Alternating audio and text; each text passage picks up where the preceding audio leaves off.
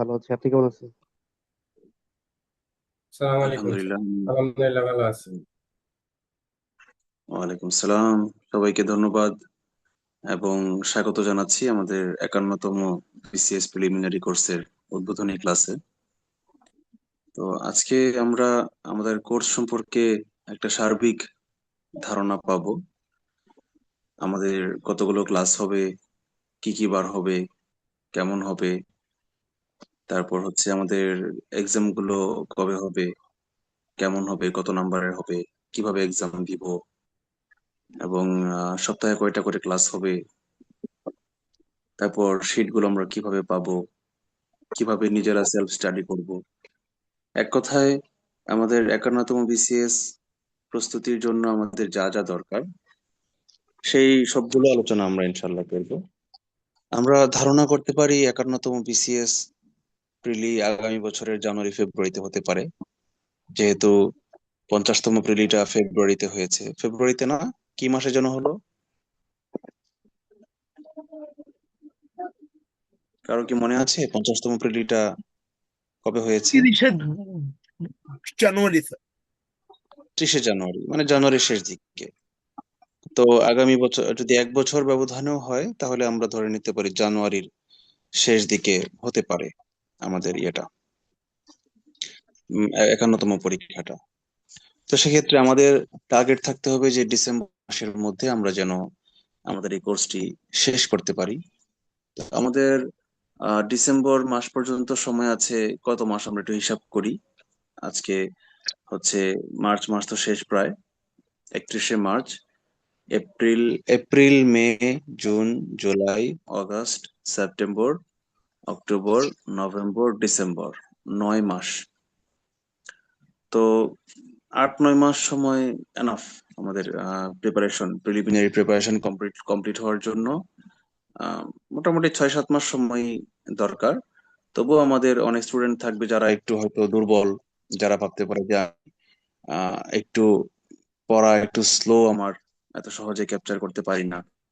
তাদের জন্য হয়তো একটু কঠিন হতে পারে। এই জন্য আমি মনে করি যে 9 মাস সময় এনাফ। পরে জানুয়ারি মাস আমাদের এক্সট্রা হাতে থাকলো, আমরা রিভাইজ করলাম, এটা অসুবিধা নেই আমাদের।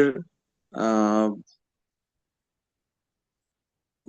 আমি তার আগে একটু পরিচিত হই। আমাদের অনেকেই পরিচিত, আমরা অলরেডি দেখেছি যে অনেকে জয়েন করেছেন। এর মধ্যে অনেকেই আমাদের পুরাতন ছাত্র, যেমন ইব্রাহিম, কৌশিক, নাইম, নাফিয়া। এরা আমাদের শাশ্বত, আমাদের পুরাতন ছাত্র। তো নতুন ছাত্র যারা আছেন তারা যদি একটু পরিচয় দেয়, নিজের নামটা বলবেন, নিজ জেলাটা বলবেন, আর কোন প্রতিষ্ঠানে, কোন কলেজে বা কোন ভার্সিটিতে কোন সাবজেক্টে পড়েছেন অথবা কোন ইয়ারে পড়ছেন, এটা যদি একটু বলবেন। আপনারা যারা এই কোর্সেই নতুন ভর্তি হয়েছেন, 50তম কোর্স করেননি, 51তমই নতুন কোর্স, তারা যদি একটু কাইন্ডলি নিজে পরিচয়টা দেন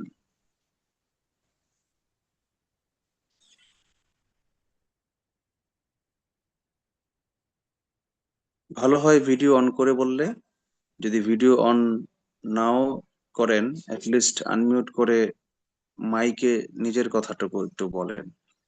আর আনমিউটের কথাটা হয়তো অনেকেই জুমে আজকে প্রথম ক্লাস করছেন, এই জন্য অভিজ্ঞতা না থাকতে পারে। এই জন্য আমি একটু বলে দেই, মোবাইল দিয়ে যে জয়েন করেছেন, ওই স্ক্রিনের মাঝখানে টাচ করলে দেখবেন নিচে অনেকগুলো লেখা ভাসে। সবচেয়ে ডান পাশে ভাসে লিভ, মানে আপনি যদি মিটিং থেকে বের হয়ে যেতে চান। মাঝখানে দেখেন লেখা আছে পার্টিসিপেন্টস, মানে কে কে জয়েন করেছে সেটা আপনি দেখতে পারবেন। তার বাম পাশে লেখা আছে দেখেন একটা ভিডিও, একটা একটা ক্যামেরা, ভিডিও ক্যামেরার ছবি আছে। আর সবচেয়ে বামে দেখেন নিচে লেখা মিউট আনমিউট। নিচে আনমিউট লেখা, এটা হচ্ছে মাইক্রোফোনের ছবি। এই মিউট আনমিউট, আনমিউট যে লেখা, ইউএনএমইউটি, আনমিউট লেখা, এটাতে ক্লিক করলে এই লাল চিহ্নটা চলে যাবে। লাল চিহ্নটা চলে গেলে এই মাইকটা অন হয়ে যাবে, মানে বুঝতে পারবেন তখন আপনার কথা মানুষ শুনতে পারছে।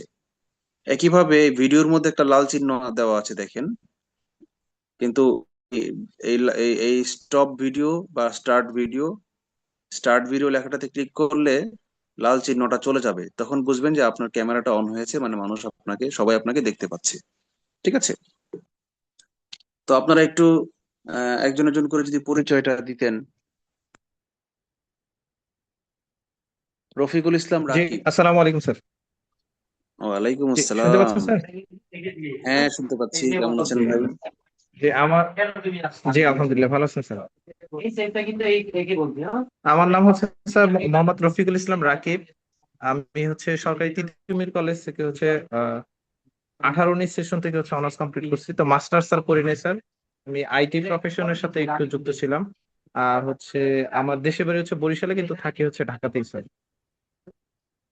আচ্ছা, ভেরি গুড, কংগ্রেচুলেশনস। আর আইটি নিয়ে কাজ করা খুবই ভালো। একই সঙ্গে নিজের স্কিল ডেভেলপমেন্টও হচ্ছে, আবার একটু ইনকামও হচ্ছে। আর মাস্টার্স নিয়ে কোনো রকম ডিপ্রেশনে ভুগবেন না, কারণ মাস্টার্স জীবনে কোনো কাজে আসে না ইউনিভার্সিটি টিচার না হলে। ইনফ্যাক্ট আমি নিজেও 3টা মাস্টার্সে ভর্তি হয়েছি, 1-2 সেমিস্টার কমপ্লিট করে পরে আর ফাইনাল পরীক্ষা দেইনি। কারণ আমি দেখতে পাচ্ছি যে আমার কাছে মনে হয় সার্টিফিকেট পাওয়ার চেয়ে নিজে শেখাটা বেশি ইম্পর্টেন্ট মনে হয়। তো ওখানে দেখছিলাম যে না, মনের মতো শিখতে পারছি না, শেখার মতো তেমন কিছু নাই, শীত মুখস্থ করাচ্ছে। তো এই জন্য পরে আমি আর মাস্টার্সের ফাইনাল পরীক্ষা বা থিসিস কমপ্লিট করিনি আর কি। তো ঠিক আছে, ক্যারি অন, ইনশাল্লাহ, বেস্ট অফ লাক। কংগ্রেচুলেশনস। আমরা অন্য একজনের পরিচয় নেই, অন্য কেউ একজন যদি বলতেন। টেকনো বিজি আমি আসসালামু স্যার সিক্স। আলাইকুম এখনো শিখতেছি, স্যার। পাশাপাশি হচ্ছে একটা দুবাইয়ের একটা কোম্পানির সাথে হচ্ছে আমি ভার্চুয়ালি কাজ করতেছি, ভার্চুয়াল অ্যাসিস্ট্যান্ট হিসেবে। Very good. ফ্রিল্যান্সার, ফ্রিল্যান্সার আমাদের রেমিটেন্স ইনকাম করছে। ওকে রাকিব, কথা হবে অন্য এক সময়। আজকে আমরা আরেকজনের কথা শুনি। টেকনো বিজি সিক্স যিনি, নামটা আমি বুঝতে পারছি না, স্যার একটু বলেন না। আসসালামু আলাইকুম। আমার নাম ওয়ালাইকুম নাজমুন নাহার আসসালাম। মল্লিকা। জি, আচ্ছা, আমি ভালো আছেন? পাবনা। জি, আসছি স্যার। আলহামদুলিল্লাহ, আপনি ভালো আছেন? আলহামদুলিল্লাহ, ভালো আছি। আমি পাবনা সরকারি অ্যাডাল্ট কলেজ, এখানে পড়াশোনা করি। এবছরই অনার্স শেষ করছি স্যার। আচ্ছা, very good, very good. Welcome to analytical G, classroom. Bangla sir, আপনার আমি বাংলাতে পড়াশোনা করছি। বাংলা, তাহলে তো আপনার জন্য জি, একটু সুবিধা হবে। আমাদের যে সাহিত্য অংশটুকু, এটা আমাদের ছাত্ররা আনসার করতে পারে না, অনেক গভীর থেকে যে কোশ্চেন গুলো আসে, আপনি হয়তো সেগুলো হুম, একটু থেকে আগে থেকেই পড়া আছে। ব্যাকরণ আপনার নিশ্চয়ই আগে থেকে একটু পড়া আছে, সেক্ষেত্রে একটু সুবিধাই হবে আপনার। হ্যাঁ, অসুবিধা হ্যাঁ, নেই। আগে থেকে কিছুটা পড়া আছে স্যার। আপনার জন্য একটা নির্দেশনা, সেটা হচ্ছে যে আপনার যে নামটা, সেটা হচ্ছে টেকনো বিজি সিক্স লেখা, মানে এটা হচ্ছে আপনার মোবাইল ফোনের যে নামটা সেটা লেখা। ও, কিন্তু আপনার নিজের নামটা যদি একটু রিনেম না করেন, তাহলে আমরা আপনাকে চিনতে পারবো না। সেক্ষেত্রে আপনি একটু আচ্ছা নিজের ঠিক আছে নামটা স্যার। কষ্ট করে রিনেম করে দিবেন। আর রিনেম আচ্ছা করার ঠিক আছে স্যার, ঠিক আছে। জন্য একবার যদি জুমের মধ্যে নিজের নামটা সেট করে নেন, জুম অ্যাপস এর মধ্যে নাম চায়, সেখানে যদি নামটা হুম। একবার দিয়ে দেন, তাহলে ডেইলি রিনেম করা লাগবে না। আর আপাতত আজকের ক্লাসের জন্য এনামুল, আমাকে একটু কোহোস্ট করে দাও তো। আচ্ছা ঠিক আছে স্যার, আমার নামটা আমি setting করে আপাতত দিচ্ছি। আপনাকে শিখিয়ে দিচ্ছি কিভাবে আহ, নাম রিনেম করতে হয়। আপনি মিউট করে ফেলেন, আমি আপনাকে সবাইকে শিখিয়ে দিচ্ছি। ফারহান, কি আমাকে শুনতে পাচ্ছো? হ্যাঁ, ঠিক আছে, আমি কোহোস্ট।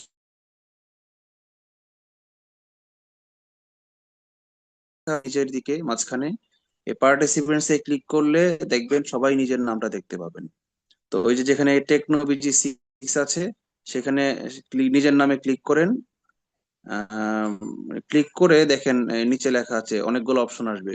নিজের নামে ক্লিক করলে সেখানে একটা অপশন আসবে রিনেম, রিনেমে ক্লিক করলে নিজের নতুন নামটা আপনি লিখতে পারবেন। ওকে, থ্যাংক ইউ ভেরি মাচ। অন্য একজন যদি পরিচয় দিতেন।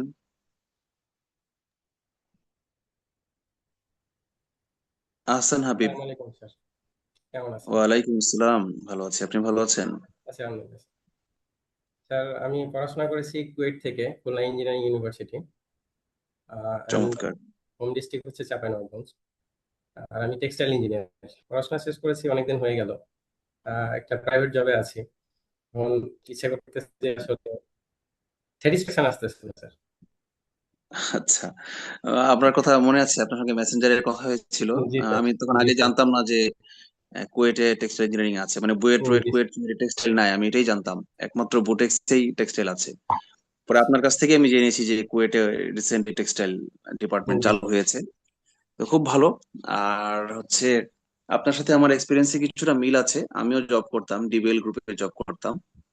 তবে পার্থক্য হচ্ছে যে যখন বিসিএস এর সার্কুলারটা দিয়েছিল, তখন আমি আসলে প্রাইভেট জব করে বিসিএস এর যে প্রিপারেশনটা যে হারে আমার যাচ্ছিল, পড়া আগাচ্ছিল, আমি দেখছিলাম যে আমার পড়া আগাচ্ছে না।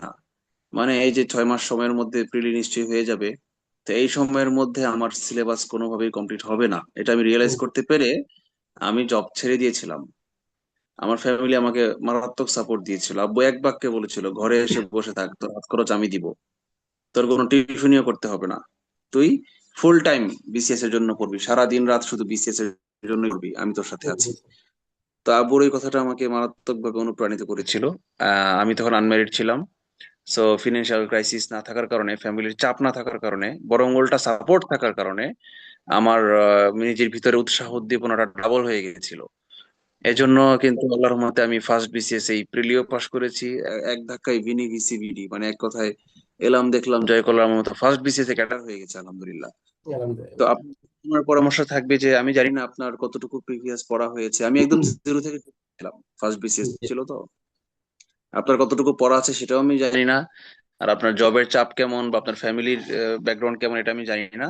তবে আমার রিকোয়েস্ট থাকবে যে 51তমই যদি আপনি ক্যাডার হতে চান, এবং আপনার জন্য না, শুধু সবার জন্য, সবার জন্য আমার পরামর্শ যে 51তম বিসিএস এ যদি ক্যাডার হতে চান, তাহলে আমাদের কোর্স তো শেষ হবে আনুমানিক ডিসেম্বরে। কিন্তু ডিসেম্বরের পরে হয়তো জানুয়ারি বা ফেব্রুয়ারিতে যদি প্রিলি পরীক্ষা হয়ে যায়, এরপরে রিটেন পরীক্ষার সময় খুবই কম থাকবে, মাত্র 2-3 মাসের মতো। তো এই 2-3 মাসের মধ্যে রিটেন সিলেবাস, আসলে রিটেনের যে সিলেবাসটা এটা কিন্তু একটা ভোলাটাইল সিলেবাস, মানে অদৃশ্য সিলেবাস। কেউ যদি বলে যে আমি প্রিলির সবগুলো সাবজেক্ট ভালো করে পড়েছি, সে কিন্তু রিটেনের জন্য প্রিপেয়ার্ড, তার নতুন করে কিছুই পড়তে হবে না। প্রিলির ম্যাথই রিটেনের জন্য কভার হয়ে যাবে। দু একটা চ্যাপ্টার এইচএসসি, যেমন এই বহুপদী বা স্থানাঙ্ক জ্যামিতি, এগুলো একটু বাড়তি পড়তে হবে, বাট প্রিলির ম্যাথে রিটেন কভার হয়ে যাবে, একই চ্যাপ্টার। বড় বড় অঙ্কগুলো রিটেনে আসে, ছোট ছোট অঙ্কগুলো প্রিলিতে আসে। আবার প্রিলির যে গ্রামার, সেটা দিয়ে ইংলিশে রিটেন কভার হয়ে যাবে। সো বাড়তি লাগবে কি? বাড়তি লাগবে হচ্ছে শুধু সেন্টেন্স মেকিং পাওয়ার। তাহলে প্রিলি পড়ার সময় যে টুকটাক লেখালেখি করে বা পত্রিকা পড়ে একটা দুইটা কলাম লিখে, সে কিন্তু অটোমেটিক্যালি রিটেনের জন্য প্রিপেয়ার্ড হয়ে যাবে। ঠিক আছে, জি, রিটেনের জন্য প্রিপেয়ার্ড হয়ে যাচ্ছে কিন্তু। সো প্রিলি পরীক্ষার পরের দিনই যদি কেউ বলে আমি রিটেন পরীক্ষা আজকেই দিব, সে কিন্তু পাশ করে যাবে, পাশ করে যাবে। কারণ আহ, ধরেন প্রিলির জন্য সে পড়েছে, যে ধরেন একটা ঘটনা, ধরেন ইরান যুদ্ধ সম্পর্কে তারা জানলো, ইরান ইসরায়েল যুদ্ধ সম্পর্কে, আমরা প্রিলির জন্যই কিন্তু সাধারণ জ্ঞান অংশে পড়বো। তো জি, রিটেন যদি আমি জানি আর আমার সেন্টেন্স মেকিং পাওয়ার ভালো থাকে, তাহলে কিন্তু আমি রিটেন পরীক্ষা আসলে আমি 10টা বাক্য কিন্তু লিখতে পারবো, কারণ আমি জানি, যে জানে, যে প্রিলি পাস করার যোগ্যতা রাখে, মানে জানে, মানে পড়েছে, সে কিন্তু ওইটা দিয়ে রিটেন পাস করতে পারবে। কিন্তু পাস করা আর ক্যাডার হওয়াটা একটু পার্থক্য আছে। 900 নাম্বার হচ্ছে সবার জন্য কমন রিটেনের, আর 200 নাম্বার হচ্ছে সাবজেক্টিভ। সাবজেক্টিভ বাদ দিলাম, 900 নাম্বারের মধ্যে প্রিলি পাস করতে, রিটেন পাস করতে লাগে 50% নাম্বার, মানে 450 নাম্বার। কিন্তু 450 নাম্বার পেয়ে কোন রকমে পাস করে ক্যাডার হওয়া যায় না। ক্যাডার হতে গেলে 550-র উপরে লাগে। এই যে 100 নাম্বার, এই 100টা নাম্বার পাওয়া খুব টাফ। পাস করা খুব ইজি, লিখলেই নাম্বার পাওয়া যায় রিটেনে। 50% নাম্বার এমনি দিয়ে দেয়, 10-এর মধ্যে 5 এমনি দিয়ে দিবে। কিন্তু সেই একই লেখায় 10-এর জায়গায় 6 পেতে বা 7 পেতে গেলে বা 8 পেতে গেলে আপনাকে অনেক স্ট্রাগল করতে হবে, অনেক তথ্য বহন করতে হবে, অনেক সুন্দর করে প্রেজেন্টেশন দিতে হবে, লিখতে হবে।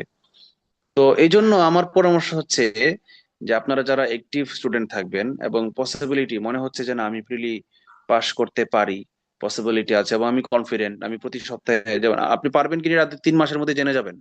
আমার এই কোর্সে যারা সংযুক্ত আছে, তারা 3 মাসের মধ্যে জেনে যাবেন যে আমি পাস করতে পারবো কিনা।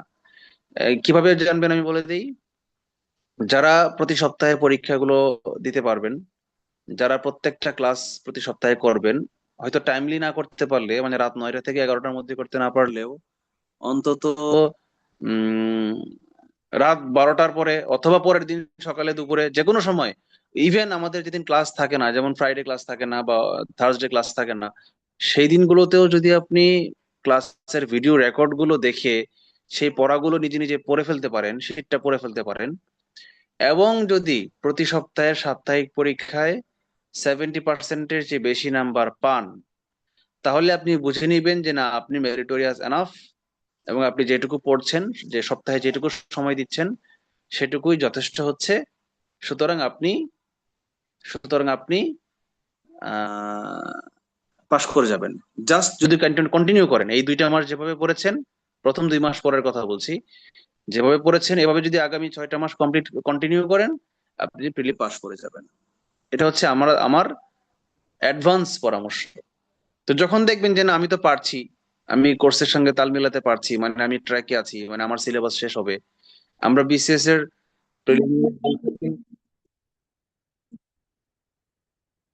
ছোটা এমসিকিউর যে সিলেবাস, সেগুলোকে বিসিএস এর সিলেবাসটা কিন্তু হ্যাফাজার্ড, খালি টপিকের নাম দেওয়া, চ্যাপ্টারের নাম দেওয়া, কিন্তু ক্রেডিট আওয়ার অনুযায়ী বা ক্লাস অনুযায়ী ভাগ করা নাই। আমরা যেটা করেছি আপনাদের ক্লাস নেওয়ার সুবিধার্থে, আমরা চিন্তা করে দেখিয়েছি যে সমানভাবে যদি ডিস্ট্রিবিউট করি বিসিএস এর পুরো সিলেবাসটাকে, তাহলে 2 ঘন্টার ক্লাস নিলে এবং 8 ঘন্টার সেলফ স্টাডি করলে 130 ভাগে ভাগ করা যায়। মানে আমরা 130 ঘন্টার 130টা ক্লাস যদি 2 ঘন্টার নেই, মানে 260 ঘন্টা ক্লাস নিলে আমাদের পুরো বিসিএস এর সিলেবাসের সবগুলো সাবজেক্টের সবগুলো চ্যাপ্টার কভার হয়। আর আপনারা বাসায় সেগুলো পড়তে গেলে কারো হয়তো 2 ঘন্টার ক্লাসের পড়া বাসায় মুখস্থ করতে 3 ঘন্টা লাগবে, কারো হয়তো 6 ঘন্টা লাগবে, এভারেজ ধরে যদি 5 ঘন্টাও যদি লাগে, মানে একটা ক্লাসের জন্য আপনাকে সময় দিতে হবে গড়ে এভারেজ স্টুডেন্টদের জন্য 7 ঘন্টা। তার মানে আমাদের কাছে ক্লাস করবেন 2 ঘন্টা, বাসায় পড়বেন আরো 5 ঘন্টা, টোটাল 7 ঘন্টা টাইম আপনাকে একটা ক্লাসের পিছনে। ঠিক আছে? তো এরপর আহ হিসাব করেন 130কে 7 দিয়ে গুণ দিলে 7 × 91, মানে 110 ঘন্টা আপনাকে টাইম দিতে হচ্ছে বিসিএস প্রিলির জন্য। প্লাস প্লাস আপনাকে পরীক্ষা দিতে হবে, পরীক্ষার সময় দিতে হবে, তারপর আবার মান্থলি পরীক্ষার সময় আরেকটু আবার পুরো মাসের পড়াটা আবার রিভাইজ করতে হবে।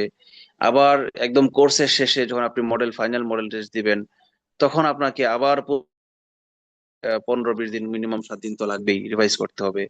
সো এই 910 ঘন্টা হচ্ছে আপনার বেসিক টাইম। এরপরে আরো 100 ঘন্টা আপনাকে ধরে রাখতে হবে যে আমি বাড়তি পরীক্ষাগুলো রিভাইজের জন্য আমাকে আমাকে ওই বাড়তি সময়টা দিতে হবে।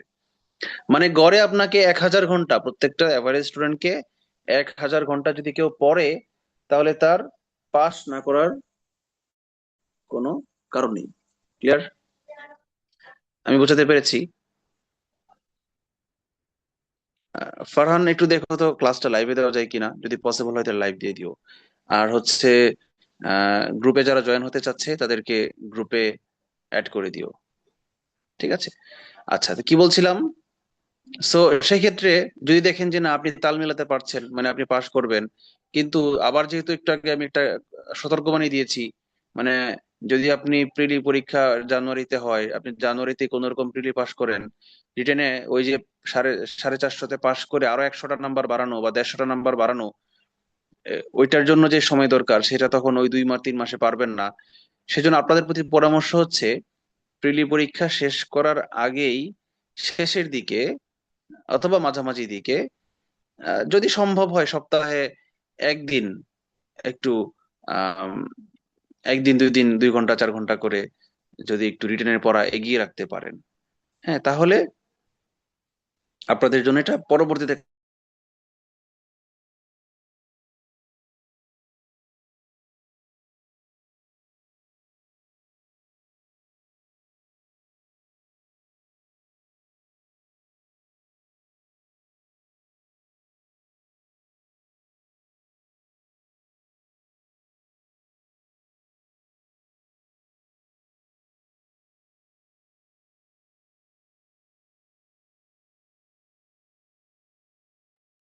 আর কথা শোনা যাচ্ছে না।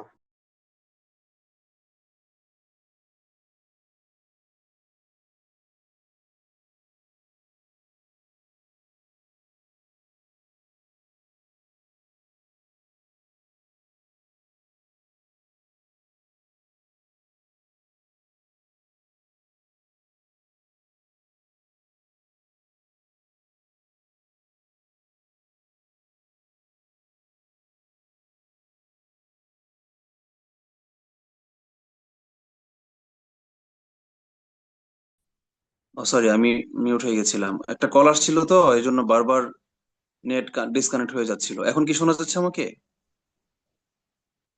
Yes, sir. Clearly audible. আচ্ছা, থ্যাংক ইউ ভেরি মাচ। তো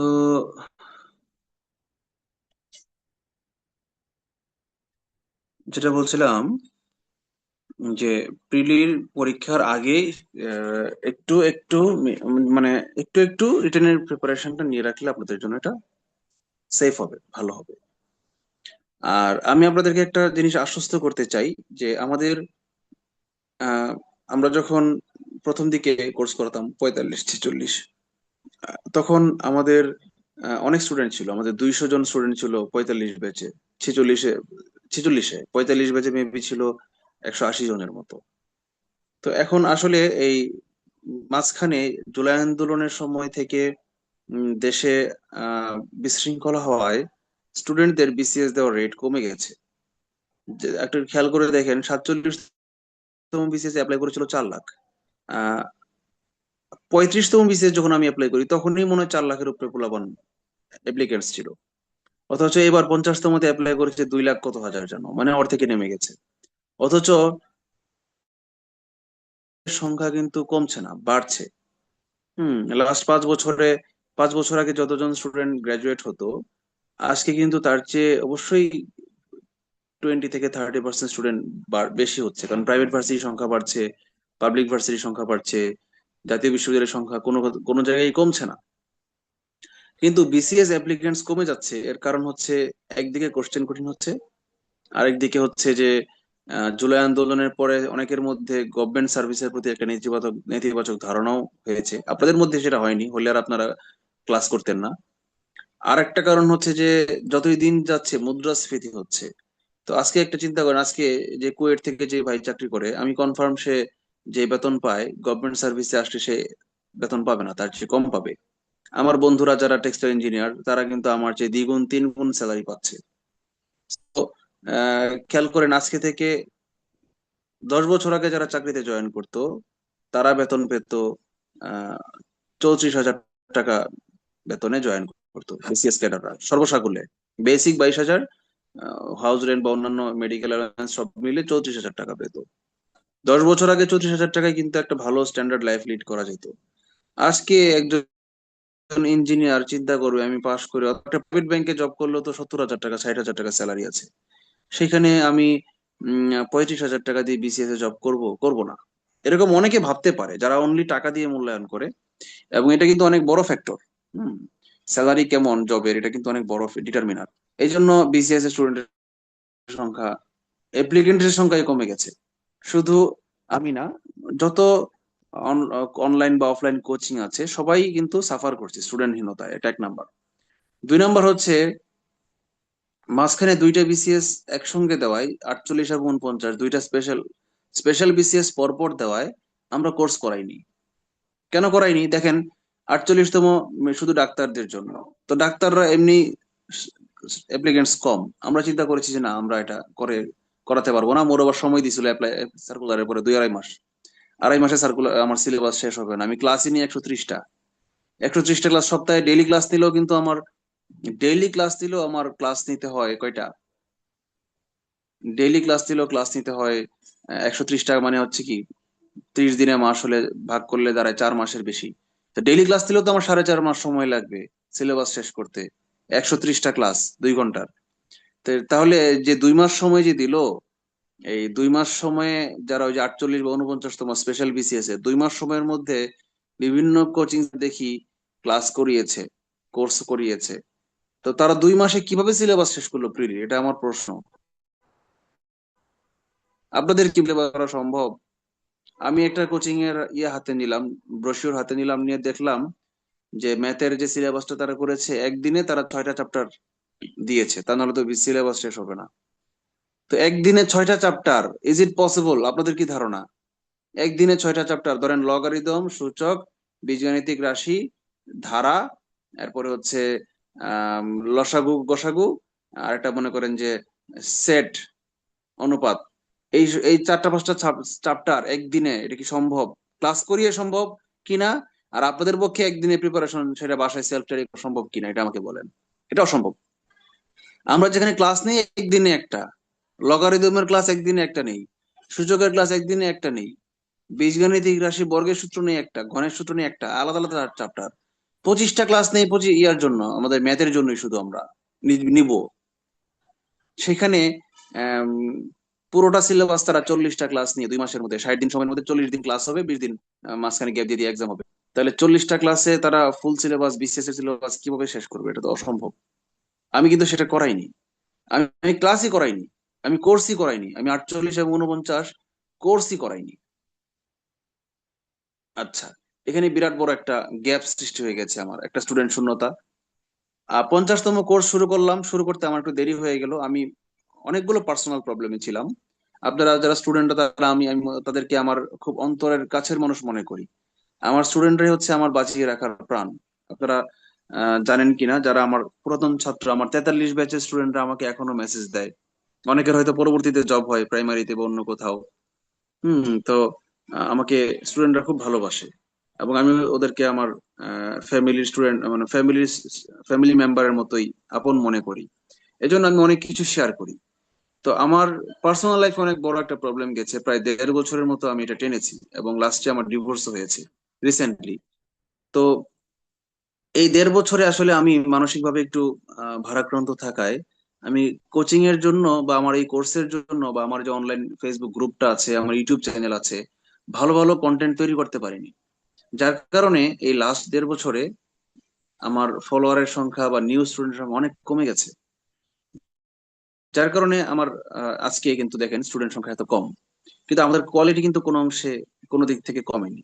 আমাদের আগেও যারা ক্লাস নিতেন, বিসিএস ক্যাডাররা ক্লাস নিতেন, এখানে আমরা আরো বেটার টিচার এনেছি, এবং আমাদের ক্লাসের কন্টেন্ট বা কোয়ালিটিও আগের চেয়ে ইমপ্রুভ হয়েছে। কোনো কিছুই আমাদের কমেনি, কোয়ালিটি কমেনি, বাট কোয়ান্টিটি কমে গেছে, এই হচ্ছে ঘটনা আর কি। আর 48 49 কোর্স না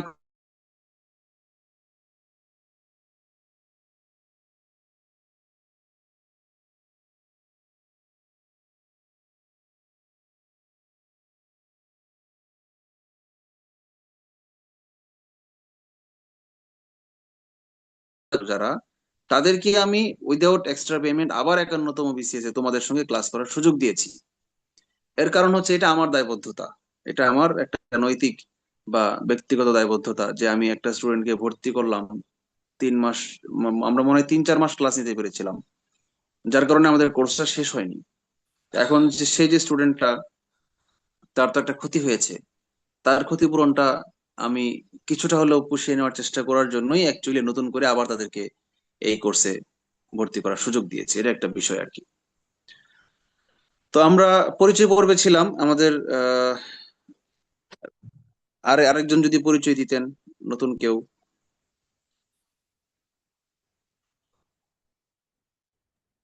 স্যার আরিফ কি আসসালামু পরিচয় আলাইকুম। দিয়েছেন? জি, ওয়ালাইকুম সালাম। শারমিন আক্তার, কেমন আছেন? জি স্যার, ভালো আছি, আপনি ভালো আছেন? আলহামদুলিল্লাহ, ভালো আছি। স্যার আমার নাম শারমিন আক্তার, আমি এখন সাভারে থাকি, দেশের বাড়ি রংপুর। আমি হচ্ছে সিএসসি কমপ্লিট করছি সিটি ইউনিভার্সিটি থেকে, 1 বছর হলো। আচ্ছা, very good, very good.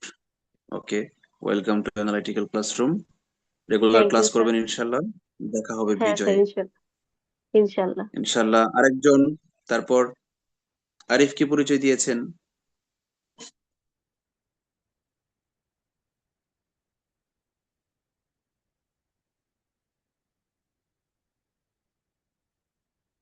Sanjida, আমার কথা কি শুনতে পাচ্ছেন?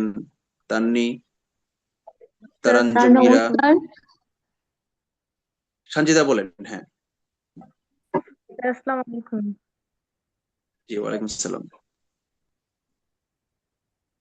আমার নাম সানজিদা শাকির স্বর্ণা। আমার বাসা জি, দিনাজপুরে। সরকারি কলেজ জি, থেকে অনার্স কমপ্লিট করলাম, কিন্তু আমি পুরাতন স্যার। আচ্ছা, সমস্যা নেই।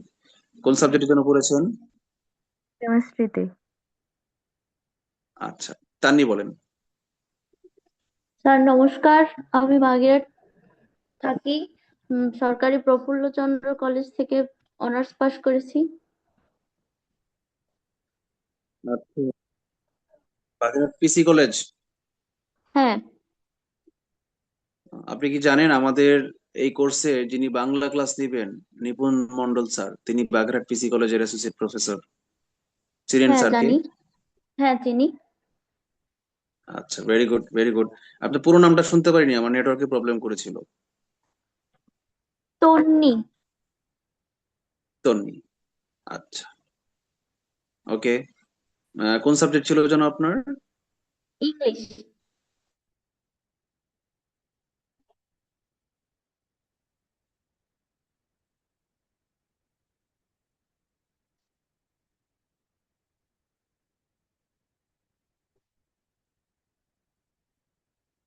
এর সাবজেক্ট কোনটা ছিল যেন?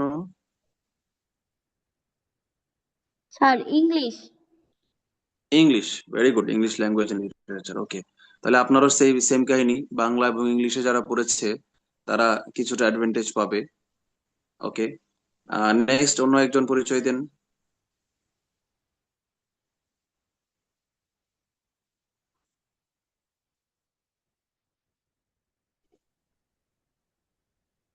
আসসালামু আলাইকুম, আমি মেহজাবিন, বিএস থার্ড ইয়ার, বাসা রংপুর।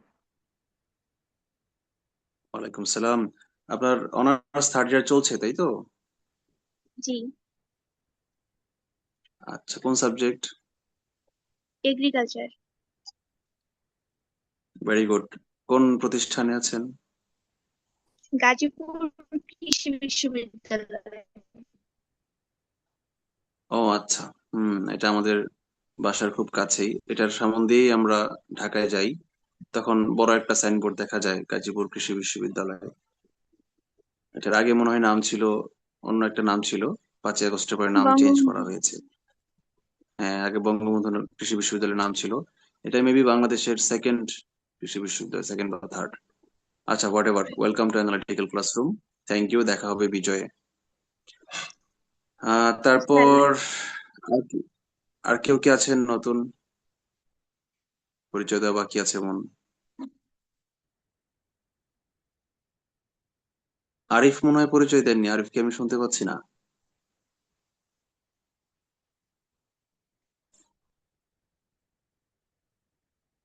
আচ্ছা, আমরা কন্টিনিউ করি। আমার মনে হয় যার পরিচয় দেওয়ার মতো কেউ বাকি নাই। থাকলে এর মাঝখানে যদি কেউ জয়েন করেন। মল্লিকা কি পরিচয় দিয়েছেন? জি স্যার, আমি পরিচয় দিয়েছি। স্যার, আমার একটা কোশ্চেন ছিল। বলেন না। স্যার, আমার কাছে মাস্টার গ্রামার বইটা 2019 সালে কিনেছিলাম অ্যাডমিশনের জন্য। ওই বইটা আছে, এখন কি আমাকে কম্পিটিটিভ এক্সামটা কিনতে হবে? না, কিনতে হবে না। কারণ হচ্ছে আপনার কাছে আমাদের শিটটা থাকবে। আপনি প্রিন্টেড জি। শিটই নেন, অথবা আমাদের ক্লাস থেকে যে শিটটা অনলাইনে দেওয়া হচ্ছে পিডিএফ শিট, সেটাই হোক, যেটাই হোক, যে কোনো হুম। একটা তো আপনার কাছে থাকবে, আমাদের শিটটা তো থাকবে। আপনি যদি হুম। আমাদের হুম। শিটটা থেকে আপনি দেখবেন, আপনি যখন ক্লাস করবেন তখনই বুঝতে পারবেন যে মাস্টার বইয়ের যে গ্রামাটিক্যাল রুলস গুলো লেখা আছে, তার চেয়ে আমাদের শিটটা অনেক অনেক বেশি সহজ। মাস্টার বইয়ের যে ল্যাঙ্গুয়েজ, এটা একটু কঠিন। প্রথমত হচ্ছে ল্যাঙ্গুয়েজ কঠিন, দ্বিতীয়ত হচ্ছে এটার একটার পর একটা টপিকের সিনক্রোনাইজেশন মানে খুবই ধরাটা কঠিন। তালগোল খুঁজে পাওয়া যায় না, আগামাথা খুঁজে পাওয়া যায় না। গ্রামাটিক্যাল রুলস এর সিরিয়ালটা একটু মানে বিদঘুটে টাইপের আর কি, যেটা নর্মাল স্টুডেন্টদের জন্য ধরা খুব টাফ হয়ে যায়। মাস্টার বইটা আসলেই একটা মাস্টারপিস বই, মানে এটা মাস্টারদের জন্যই বই।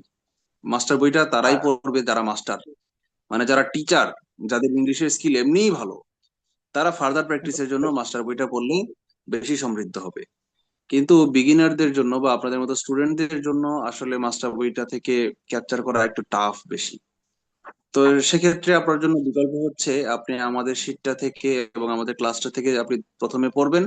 মোটামুটি একটা স্কিল যখন চলে আসবে অধ্যায়টার উপর, তখন ফার্দার প্র্যাকটিসের জন্য, এক্সাম্পল প্র্যাকটিসের জন্য, আমাদের শিটে এক্সাম্পল খুবই কম আছে, শিটের সাইজ ছোট করার জন্য আমরা এক্সাম্পল কম দিয়েছি। বাট ফার্দার প্র্যাকটিসের জন্য আপনাদেরকে মাস্টার বই যথেষ্ট, যার ঘরে যে বই আছে সেটাই যথেষ্ট। আমাকে একটা কোশ্চেন আমাদের কোর্সের স্টুডেন্টরা এবং বাইরেরা অনেকে প্রায় জিজ্ঞেস করে যে, স্যার আপনাদের যে শিটটা আছে এই পুরোটা পড়লেই কি আমার বিসিএস প্রিলি পাস হবে কিনা? তো এটার উত্তর হচ্ছে ডিরেক্টলি হচ্ছে না। আহ, কেন না? তাহলে প্রশ্ন আসে, স্যার তাহলে আপনার শীট নিয়ে করবো কি? কারণ হচ্ছে, এর উত্তর হচ্ছে, এটার ক্লারিফিকেশন হচ্ছে, পৃথিবীর কোনো বই এ টু জেড পড়ে ফেললে আপনার প্রিলি পাস হবে না।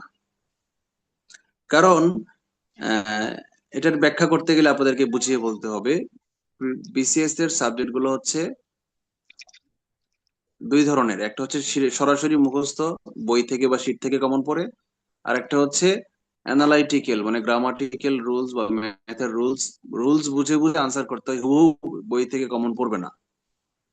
তো ম্যাথ যে সাবজেক্টটা, এটা হচ্ছে এই টাইপের একটা সাবজেক্ট। ইংলিশ, আমি কয়েকটা সাবজেক্টের নাম বলি যারা হচ্ছে হুবহু কমন পড়বে না। যেমন ম্যাথ বলেন, মেন্টাল এবিলিটি বলেন, ইংলিশ গ্রামার বলেন, বাংলা ব্যাকরণ, আইসিটির অধিকাংশ, বিজ্ঞানের কিছু কিছু অংশ। তো এই যে জিনিসগুলো, এগুলো কিন্তু আপনি পৃথিবীর যে কোনো বই নিয়ে ঢোকেন না কেন, পরীক্ষার হলে ওপেন বুক এক্সামও দেন না কেন, হুবহু কমন পড়বে না। এটা আপনাকে রুলসটা বুঝতে হবে, বুঝে পরীক্ষায় যে এক্সাম্পলটা দিয়েছে সেটার সাথে রুলস এর মিলাইতে হবে। মিলায়া রিয়েলাইজ করতে, ও আচ্ছা বলেছিল গ্রামারে যে না এটা এরকম হলে এরকম হয়, তাহলে এটা এরকম হবে। তাহলে এই যে জিনিসটা, এটা আপনাকে ফার্দার প্র্যাকটিস করতে হবে, প্রচুর প্র্যাকটিস করতে হবে। এই প্র্যাকটিস আমাদের শীট থেকে এনাফ না। এই জন্য ইংলিশ এবং ম্যাথের জন্য আপনাকে একটা বাড়তি বই কেনা উচিত বা জরুরি। বাকি অন্য সাবজেক্ট গুলো আমাদের শীট থেকেই কভার হয়ে যাবে। এটা হচ্ছে আমার পরামর্শ। তবে এখানে আর একটা ব্যাপার আছে, আমাদের শীটে অন এন এভারেজ 60% কমন পড়বে। তাহলে 60% কমন পড়লে তো আপনার আহ চলবে। 60% ধরেন মুখস্থ ভিত্তিক যেগুলো, সেগুলো থেকে 60% কমন পড়লে চলবে, পাস হবে। পাস করতে 60% নাম্বারই লাগে। কিন্তু মুশকিল হচ্ছে যে যারা এই ম্যাথ, ইংলিশ, বাংলা ব্যাকরণ, বিজ্ঞান, আইসিটি, এই পাঁচটা সাবজেক্টে 60%-এর কম পাবেন, আমার শীট হুবহু মুখস্থ করলে 50% পাবেন না। কারণ ম্যাথ আপনি মুখস্থ করে পারবেন না, আপনাকে সবগুলো ম্যাথ বুঝতে হবে। তো সুতরাং যারা শুধু শীটের উপর ডিপেন্ড করবেন, তারা এই পাঁচটা সাবজেক্টে দেখা যাবে যে 50%-এর যে কম নাম্বার পেয়ে ফেলবেন। তখন মোটের উপরে আপনার নাম্বার আর 60% থাকবে না। মোটের উপর মানে গড় নাম্বার আপনার কমে যাবে, মানে আপনি ফেল করে ফেলবেন। তাহলে পাশ করার জন্য করণীয় কি? পাশ করার জন্য করণীয় হচ্ছে যে সাধারণ জ্ঞানের জন্য বা সাহিত্য বা লিটারেচার অংশের জন্য আমাদের শীটটুকু যদি পড়লেন এনাফ, এখান থেকে হয়তো 55-60% নাম্বার কমন পড়বে। কিন্তু ওই ইংরেজি, গ্রামার, বাংলা ব্যাকরণ, ম্যাথ, মেন্টাল এবিলিটি, বিজ্ঞান এবং আইসিটি, এগুলার জন্য আপনাদেরকে একটু বাড়তি পড়তে হবে, ফার্দার স্টাডি আপনাকে করতে হবে। ওখানে 60%-এর বেশি নাম্বার পান, এবং অনেকেরই কিছু স্ট্রং জোন থাকে, সেই জোনগুলোতে এগিয়ে রাখলে, কিছু বোনাস নাম্বার রাখলে, মানে 60%-এর জায়গায় 70 বা 80% নাম্বার রাখলে, সেটা আপনার অন্য সাবজেক্ট গুলোতে ব্যাকআপ দিয়ে দিবে। কেমন ব্যাকআপ দিবে? বিপিএসসি যারা প্রশ্ন করেন, এক একটা সাবজেক্টের কোশ্চেন এক একজন ব্যক্তি করেন, তারা সবাই কিন্তু আগের বছরের কোশ্চেন গুলো নিয়ে ভালোভাবে অ্যানালাইসিস করেন না। ধরেন একজনকে বলছে আইসিটি কোশ্চেন দিয়ে দিতে, আপনারা ৫তম বিসিএস এর কোশ্চেন নিয়ে দেখবেন যে সিএসসি গ্রাজুয়েট যারা, তারা 15টার মধ্যে 5টা পারতেছে না। কথা বুঝতে পেরেছেন? 15টার মধ্যে 5টা কোশ্চেন স্যার কম্পিউটার সায়েন্সে গ্রাজুয়েট যারা, তারা পারছে না। আমাদের একটু আগে একজন আপু পরিচয় দিলেন না, সিটি ইউনিভার্সিটি থেকে সিএসসি তে পড়েছেন, তিনি প্রিপারেশন ছাড়া হঠাৎ করে 50তম কোশ্চেনটা নিয়ে দেখেন তো 5টা পারেন কিনা, আমাকে ইনবক্সে জানাবেন, অপেক্ষা রইলাম। পারবেন না। তার মানে কি, যিনি কোশ্চেন করেছেন তিনি অ্যাকচুয়ালি ভালো করে, তাকে ভয় ব্রিফ করা হয়নি, অথবা তিনি বুঝতে পারেননি যে অ্যাকচুয়ালি এই পরীক্ষাটা যারা দিচ্ছে তারা সবাই ইঞ্জিনিয়ার না, তারা সবাই হচ্ছে জেনারেল লাইনে পড়াশোনা স্টুডেন্ট। সো একটা দুইটা সাবজেক্ট আপনার 100% শিওর থাকেন এটাই যে 60% নাম্বার পেয়ে তো প্রিলি পাস, সুতরাং সবগুলো সাবজেক্টে 60% নাম্বার হওয়ার প্রিপারেশন আমি হলে যাবো, এটা ধরা খেয়ে, কারণ দুইটা সাবজেক্টে বাস দিয়ে দিবে, ওই দুইটা সাবজেক্টে আপনি 20% নাম্বার পাবেন না। ওই দুইটা সাবজেক্টকে দিতে হলে আপনাকে অন্য কোনো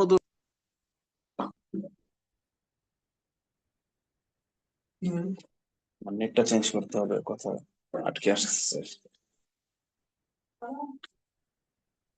সেকেন্ড, একটু একটা সেকেন্ড লাইনে থাকেন।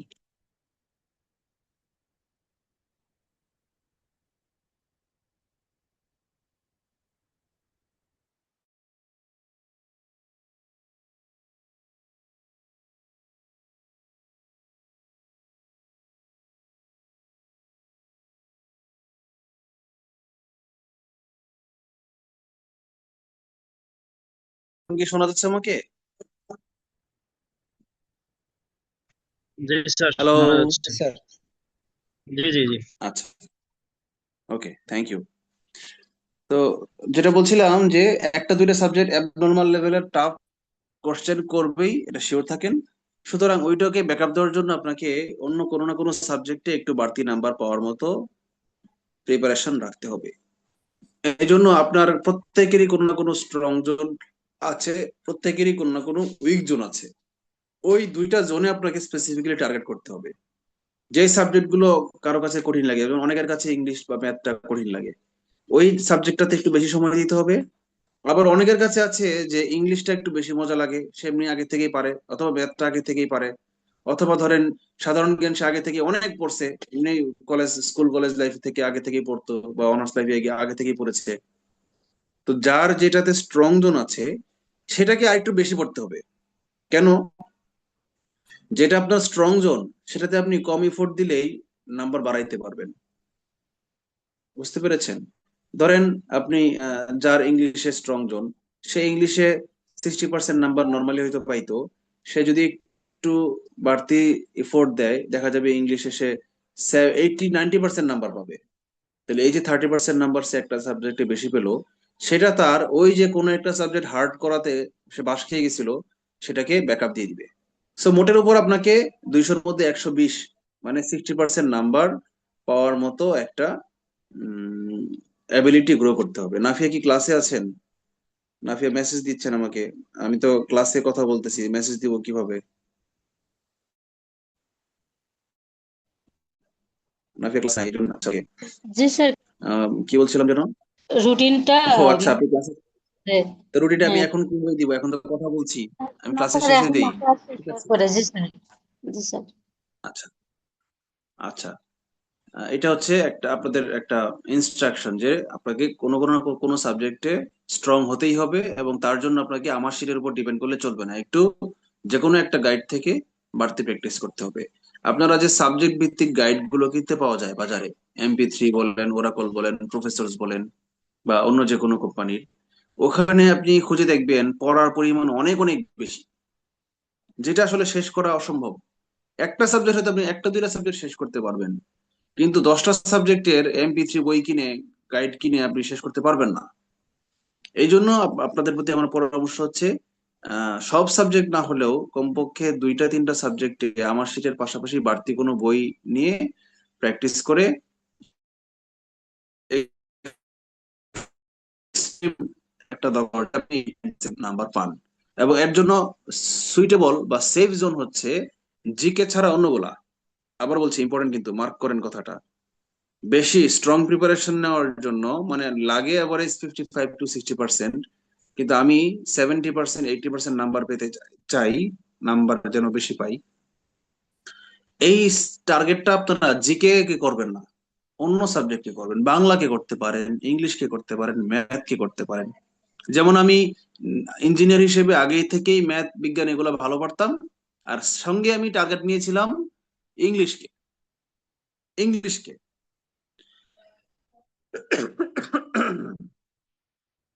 ইংলিশে আমি দুর্বল ছিলাম না, এভারেজ স্টুডেন্ট ছিলাম। হয়তো আমাকে 20টা ইংলিশ গ্রামারের কোশ্চেন দিলে, আমি নর্মাল BCS এর প্রিপারেশন নিলে হয়তো 12টা পারতাম, মানে 60% পারতাম।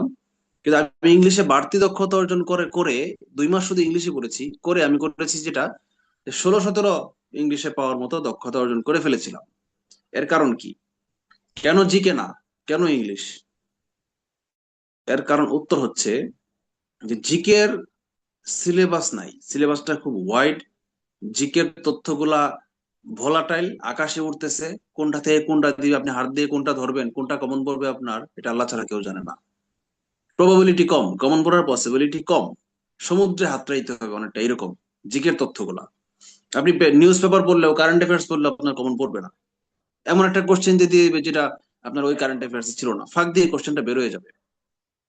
কিন্তু যেই সাবজেক্ট গুলো জিকে ছাড়া অন্য যে সাবজেক্ট গুলো সাস্টেনেবল, যে সাবজেক্ট গুলো যেমন বাংলা বলেন, মেইন স্ট্রিম সাবজেক্ট যেগুলো আমরা স্কুল কলেজ থেকে পড়ে আসতেছি, যেমন বাংলা, অঙ্ক, ইংরেজি, এগুলোর কিন্তু অ্যাবনর্মাল কোশ্চেন দেওয়ার সুযোগ নাই। কঠিন করার সুযোগ আছে, কঠিন করতে পারবে কোশ্চেন, কিন্তু একেবারে ধরাছোঁয়ার বাইরে, মানে আপনি পড়েন না জীবনে, নামও শুনে এমন একটা জিনিস কোশ্চেন দিয়ে দিছে, এটা জিকেতে সম্ভব কিন্তু ইংলিশে বা বাংলায় সম্ভব না, ম্যাথে সম্ভব না। এই জন্য তাদের প্রতি আমার বিজ্ঞান,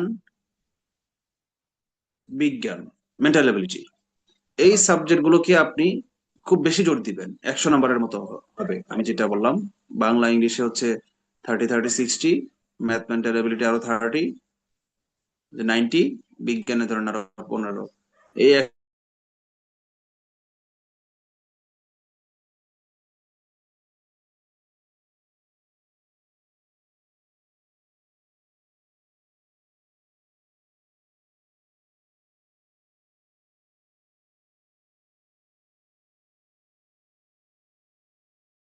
একটাই হবে। ক্লিয়ার? আমার ইনস্ট্রাকশন ক্লিয়ার? আচ্ছা, এবার আমরা একটু আমাদের কোর্স প্ল্যানটা দেখি। আমি একটা স্ক্রিন শেয়ার করি। মোবাইল দিয়ে তো আসলে প্রবলেম, আমার কম্পিউটারের, ল্যাপটপের ক্যামেরাটা একটু সমস্যা করছে, এই জন্য আমি মোবাইল দিয়ে আজকে ক্লাসটা নিচ্ছি। চেষ্টা করছি মোবাইল দিয়ে স্ক্রিন শেয়ারটা দেওয়ার জন্য।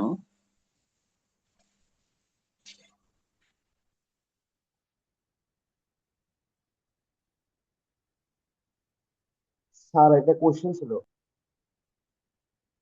বলেন না কোশ্চেনটা। স্যার এই যে অঙ্ক, ইংরেজি, বিজ্ঞান আর আইকিউ এর ক্ষেত্রে যে এক্সট্রা প্রস্তুতির কথা বললেন শীতের বাইরে, তো সেই ক্ষেত্রে স্যার এই সাবজেক্টের যদি কোনো বই আচ্ছা, ইংলিশের জন্য আপনারা ইংলিশ ফর কম্পিটিটিভ এক্সামটা ফলো করতে পারেন। আর কারো কাছে যদি আগে থেকেই মাস্টার বা অন্য বই থেকে থাকে তাহলে সেটাই চলবে, নতুন করে বই কিনে টাকা নষ্ট করবেন না। আগে আমার শীটটা পড়বেন, ক্লাসটা করবেন, আমার শীটটা পুরোটা পড়বেন, এর সঙ্গে এরপরে সিনক্রোনাইজ করে ওই যে আমার আমার শীটের পুরোটা শেষ করার পরে আপনার ঘরে যে বইটা আছে সেটা দিয়ে একটু দেখবেন যে নতুন নতুন কি শিখলাম যেটা আমার শীটে ছিল না, সেগুলো শিখে ফেলবেন। তাহলেই আপনার ওই যেই কোশ্চেন গুলো আপনি 20টার মধ্যে হয়তো আমার শীট করে 12টা পারতেন ক্লাস করে, আরো যে 3-4টা কোশ্চেন মিস হয়ে যেত সেই 3-4টা আপনি পেরে যাবেন। আচ্ছা, ম্যাথের জন্য খায়রুলস ম্যাথ, যার ঘরে খায়রুলস ম্যাথ আছে বা সায়েন্স ম্যাথ আছে, দুইটা একই রকম বই, যে কোনো একটা কিনলে চলবে।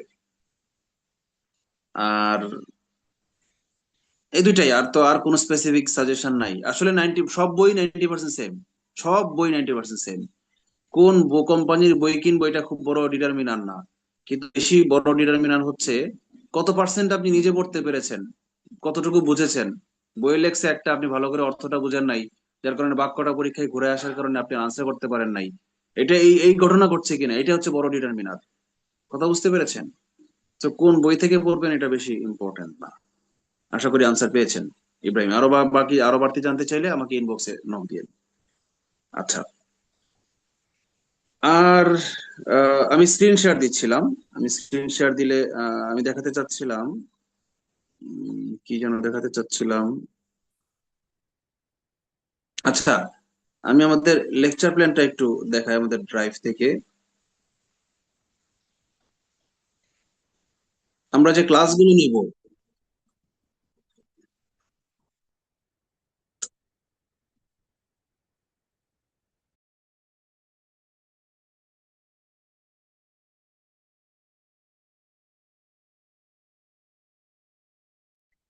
চারবার কল দিয়ে ফেললো।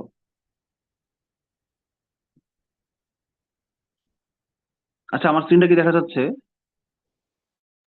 জি স্যার। আচ্ছা, এই বাংলা ব্যাকরণের জন্য আমরা যে ক্লাসগুলো নিব, বাংলা ব্যাকরণে আলোচ্য বিষয় ধ্বনিতত্ত্ব, ধ্বনির পরিবর্তন, বাংলা বানানের নিয়ম, বাক্য শুদ্ধি, অপপ্রয়োগ, বানান এবং বাক্য আর কি একসঙ্গে। সন্ধি আলাদা একটা ক্লাস, সমাস একটা ক্লাস। সন্ধির ক্লাসটা একটা ক্লাসে শেষ করতে পারেন না আমাদের স্যার, 2টা ক্লাস লাগে আর কি। সমাস, প্রকৃতি প্রত্যয় ও কারক বিভক্তি এক ক্লাসে, যদিও পারেন না। শব্দ, পদ, বাক্য পারেন না এক ক্লাসে। শব্দ এবং পদ প্রকরণের আলাদা একটা ক্লাস লাগে, বাক্য তত্ত্বের আলাদা একটা ক্লাসই লাগে। উপসর্গ, অনুসর্গ, দ্বিরুক্ত শব্দ এগুলা ক্লাস আমরা আসলে খুব সংক্ষিপ্ত ভাবে নেই, কারণ এগুলো হচ্ছে মুখস্থ ভিত্তিক, এখানে পড়ানোর তেমন কিছু নাই। তার একটু ব্রিফ দিয়ে দেন, আপনারা পড়ে নেবেন।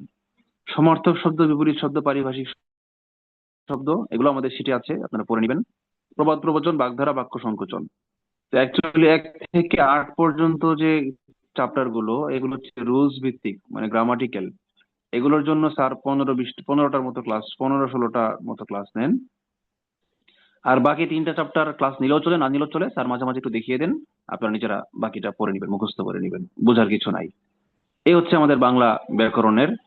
সাহিত্যের ক্লাসগুলো আমাদের নিবেন সানাউল্লাহ স্যার, তিনি 36তম বিসিএস এর শিক্ষা ক্যাডারের, তিনি আছেন পিরোজপুর সোহরাওয়ার্দী কলেজের লেকচারার। তো তিনি 1 থেকে শুরু করে 12তম চ্যাপ্টার 12টা ভাগে আমরা ভাগ করেছি আর কি। তো সাহিত্য ক্লাসগুলো করে নিন, আমি পুরোটা রিডিং করে আমি সময় নষ্ট করছি না। এটা আপনাদেরকে আসলে অ্যাকচুয়ালি আপনারা কি এটা আগে পেয়েছিলেন, মানে নতুন যারা ভর্তি হয়েছেন তারা একজন বলেন তো, এই এই এই জিনিসটা কি আপনারা আগে দেখেছিলেন যে কি কি ক্লাস হবে আমাদের? না স্যার। আগে পাইছিলাম, আপনি দেখেননি? শেয়ার করছিলেন। আমি এমনি শেয়ার করি, এটা যদি কেউ চায়, মানে আমার কোর্সের ভর্তি ছাড়াও অন্য কোনো স্টুডেন্টও যদি আমাকে বলে স্যার আমি তো পড়ার কুল কিনারা খুঁজে পাচ্ছি না, আমাকে লেকচার প্ল্যান দেন না, কিভাবে আমি পড়বো, তাদেরকে আমি এটা দিয়ে দিই। কারণ এটা হচ্ছে সুন্দর একটা ডিস্ট্রিবিউশন। 130 ভাগে আমি পুরো সিলেবাসটাকে ভাগ করে ফেলেছি। বিসিএস এর সিলেবাস দেখে যারা হিমশিম খায় কি পড়বো না পড়বো, তাদের জন্য এটা অনেক বড় একটা ভালো একটা গাইডলাইন হতে পারে। আচ্ছা, ইংলিশ গ্রামারের চ্যাপ্টার গুলো দেখেছেন আপনারা, parts of speech, noun, pronoun. আমি আর রিডিং পরে করছি না, এখানেও একই রকম। 1 থেকে 10 পর্যন্ত হচ্ছে আমাদের, 10নং চ্যাপ্টার পর্যন্ত হচ্ছে গ্রামাটিক্যাল রুলস ভিত্তিক চ্যাপ্টার। এইগুলোই আমাদের টিচাররা ক্লাস নেবেন। ক্লাসে এই এক একটা সাবজেক্টের জন্য, চ্যাপ্টারের জন্য একটা করে ক্লাস, কোনোটার জন্য 2টা লাগবে। মোটামুটি প্রথম 10টা চ্যাপ্টারের জন্য আশা করা যায় 11-12টা ক্লাসে স্যাররা শেষ করে দিবেন।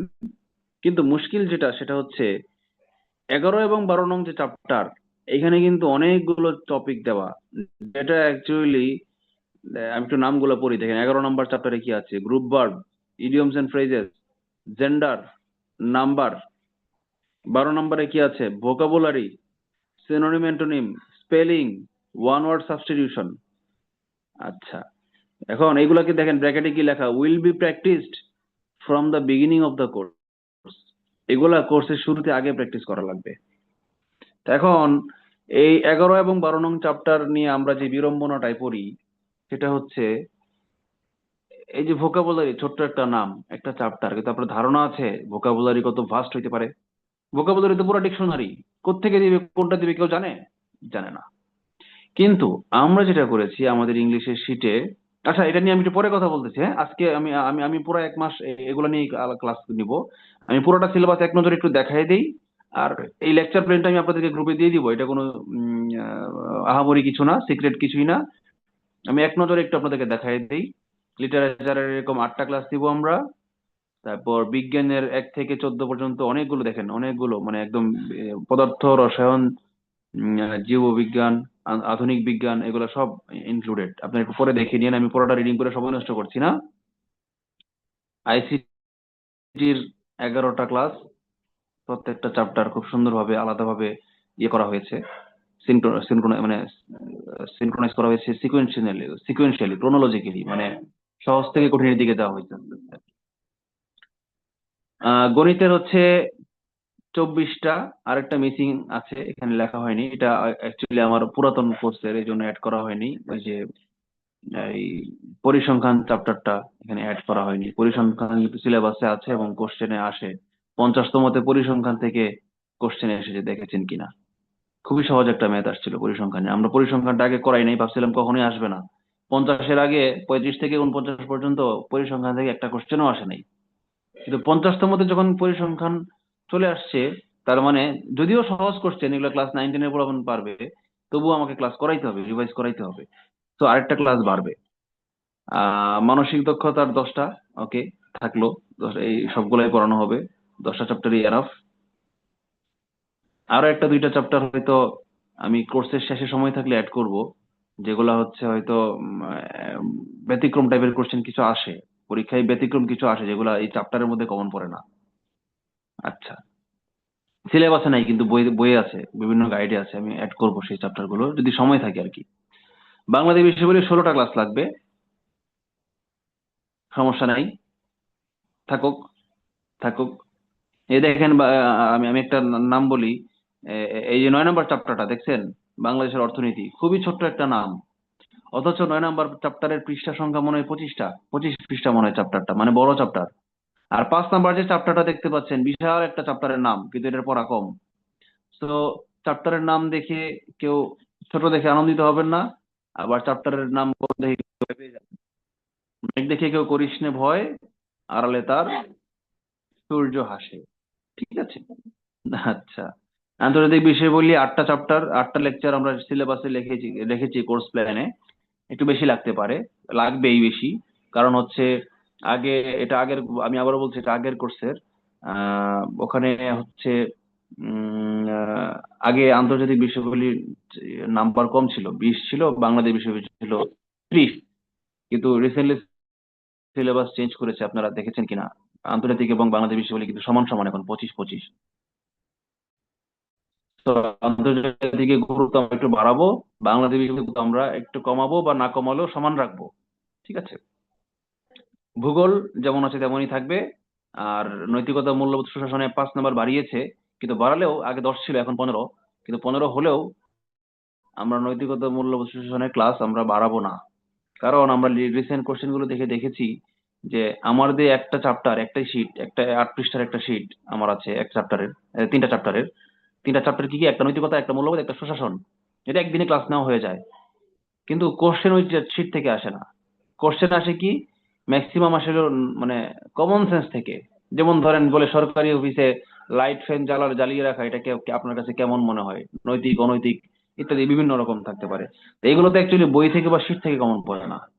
ওই শীট থেকে যেগুলো আসে, যেমন জাতিসংঘ কিভাবে নৈতিকতার সঙ্গ দিয়েছে, মূল্যবোধ থেকে কয়েক ভাগে ক্লাসিফিকেশন করেছে ওয়ার্ল্ড ব্যাংক, এইগুলো আমাদের শীটে আছে 8 পৃষ্ঠার।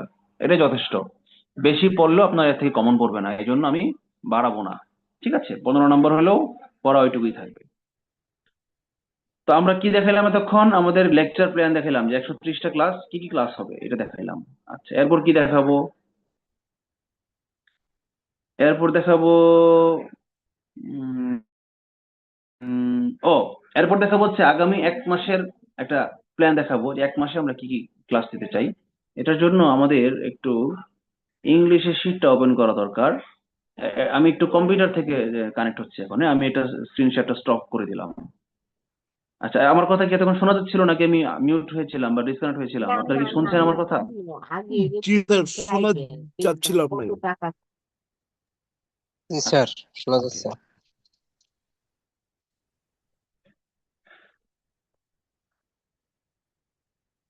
আমি একটু এটা মিউট করছি, আমি একটু কম্পিউটার থেকে জয়েন হবো এখন।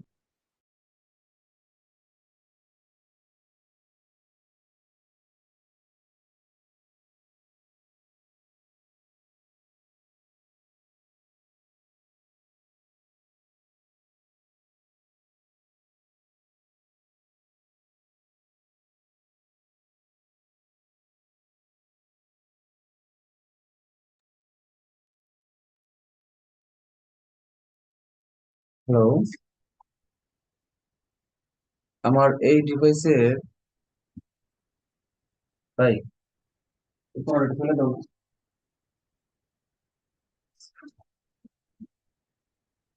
আমার এটা ক্যামেরাটা নষ্ট হয়ে গেছে, বুঝছেন, আমার ল্যাপটপে। এটার ক্যামেরায় চারদিকে কেমন একটা উম, দাগ পড়ে, যার কারণে আমাকে দেখা যায় না ঠিক মতো। এই জন্য আমি প্রথম ক্লাসে আসলে আমার স্ক্রিন শেয়ার করার মতো বা ডকুমেন্ট শেয়ার করার কিছু ছিল না, এই জন্য মোবাইল দিয়ে জয়েন হয়েছিলাম। কিন্তু এখন আসলে যেটা দেখাতে চাচ্ছি সেটার জন্য স্ক্রিন শেয়ার করা ছাড়া বিকল্প নাই। জন্য আমি কম্পিউটার দিয়ে এখন ধরে নিলাম।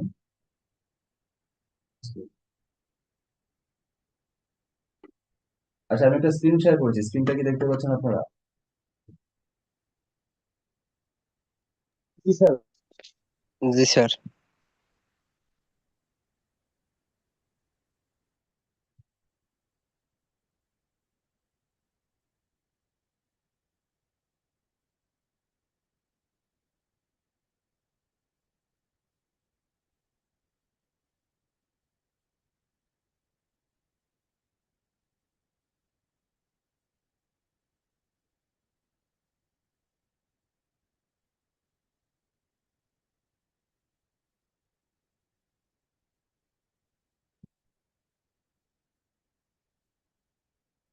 আচ্ছা, আমি আমাদের ইংলিশের শিটটা একটু ওপেন করেছি, হ্যাঁ।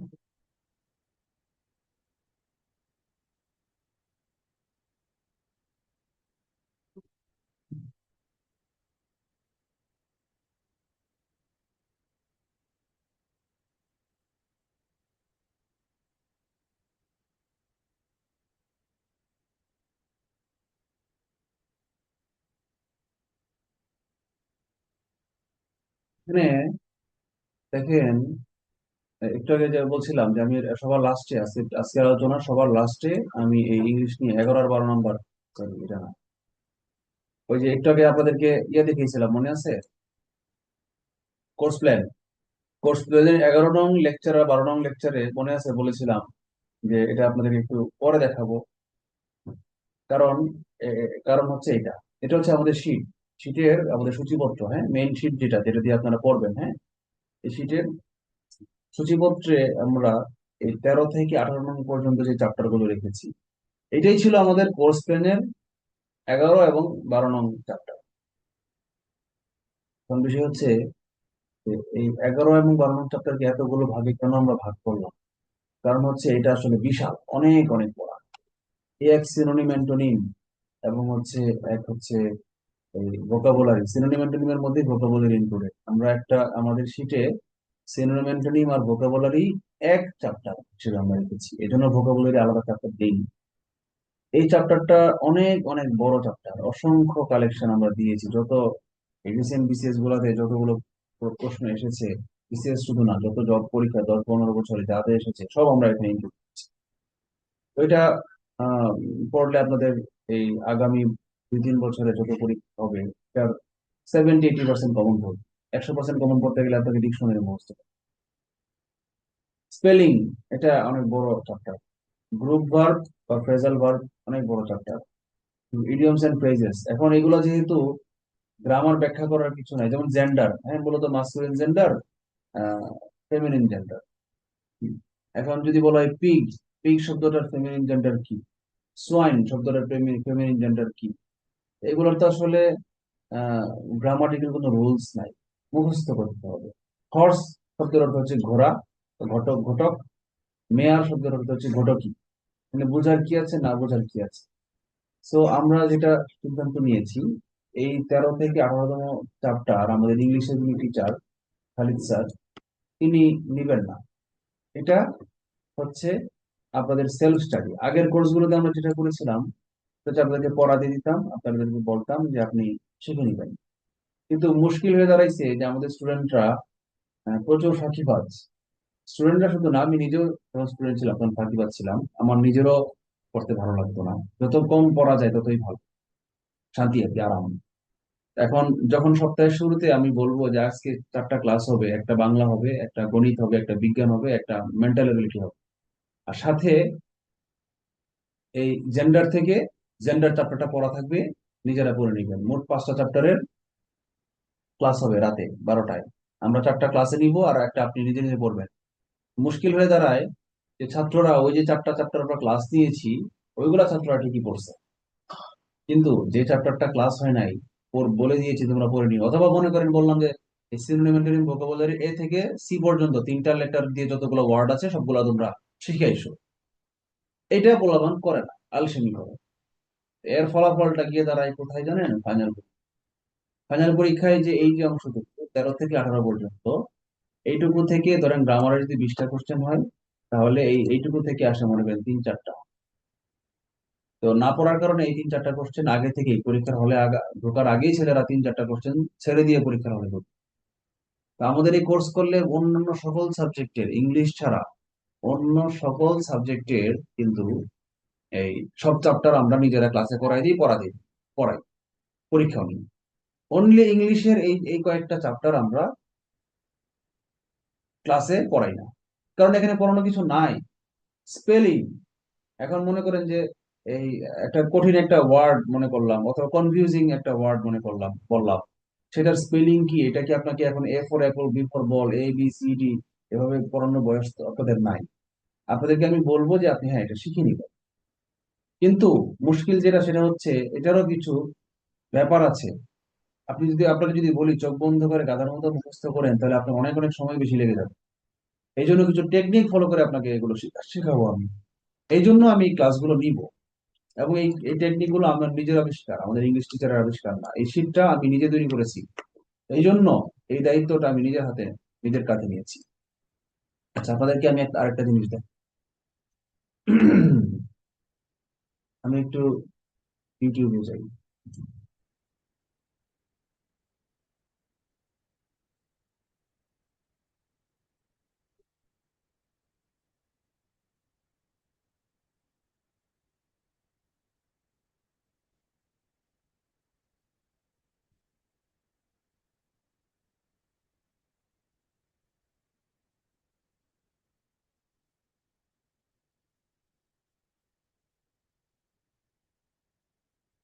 আমার চ্যানেলের যে প্লেলিস্ট গুলো আছে,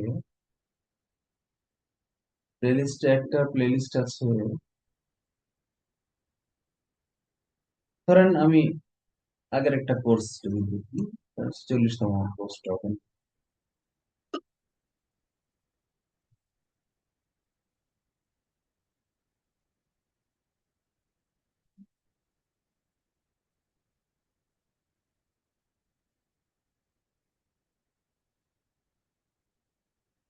ভিডিও গুলার এই পাইছি। আচ্ছা, দেখেন এই কাজটা কবে, এগুলো ছিল আমার 46 ব্যাচের ক্লাস। হ্যাঁ, 46 ব্যাচের ক্লাসে দেখেন প্রথমে একটা ওরিয়েন্টেশন ক্লাস হয়েছিল, পরে আমরা অনেকগুলো বেসিক ক্লাস নিয়েছিলাম।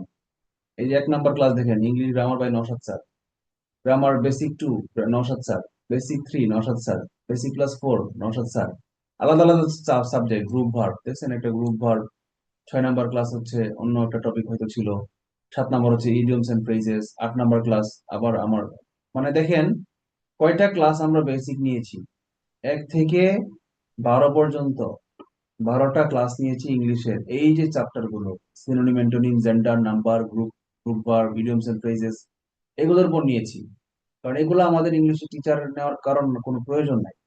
আচ্ছা, কিছু টেকনিক আমি আবিষ্কার করেছি মনে রাখার, মুখস্থ করার শর্ট টেকনিক, সেগুলো আমি নিজে বানিয়েছি, এই জন্য এগুলো আমি নিজে ক্লাস করেছি। এবং ক্লাসের ডিউরেশন দেখেন, এক একটা 2 ঘন্টা 10 মিনিট, 1 ঘন্টা 30 মিনিট, 2 ঘন্টা 10 মিনিট, 1.5 ঘন্টা, 2 ঘন্টা, 2 ঘন্টা 7 মিনিট, 2 ঘন্টা 14 মিনিট, 1 ঘন্টা 45 মিনিট, 43 মিনিট। তো তার মানে ক্লাসগুলো কিন্তু যথেষ্ট লম্বা। হ্যাঁ, লং ডিউরেশন নিয়ে ক্লাস হয়, ধৈর্য ধরে আমাদের ক্লাস করতে হয়। আচ্ছা, এরপরে আমরা দেখি, এরপরে আবার এই বেসিক ক্লাসগুলোর পরে আবার শুরু হয়েছে দেখেন ক্লাস নং 1, এই যে নিপুণ মন্ডল স্যারের বাংলা ব্যাকরণের মৌলিক বিষয়। ক্লাস নাম্বার 2 দেখেন উদ্ভিদ বৈচিত্র্য, 3 নাম্বার দেখেন গণিত, 4 নাম্বার দেখেন অন্য ইংলিশ গ্রামার। এভাবে সর্বশেষ ক্লাস,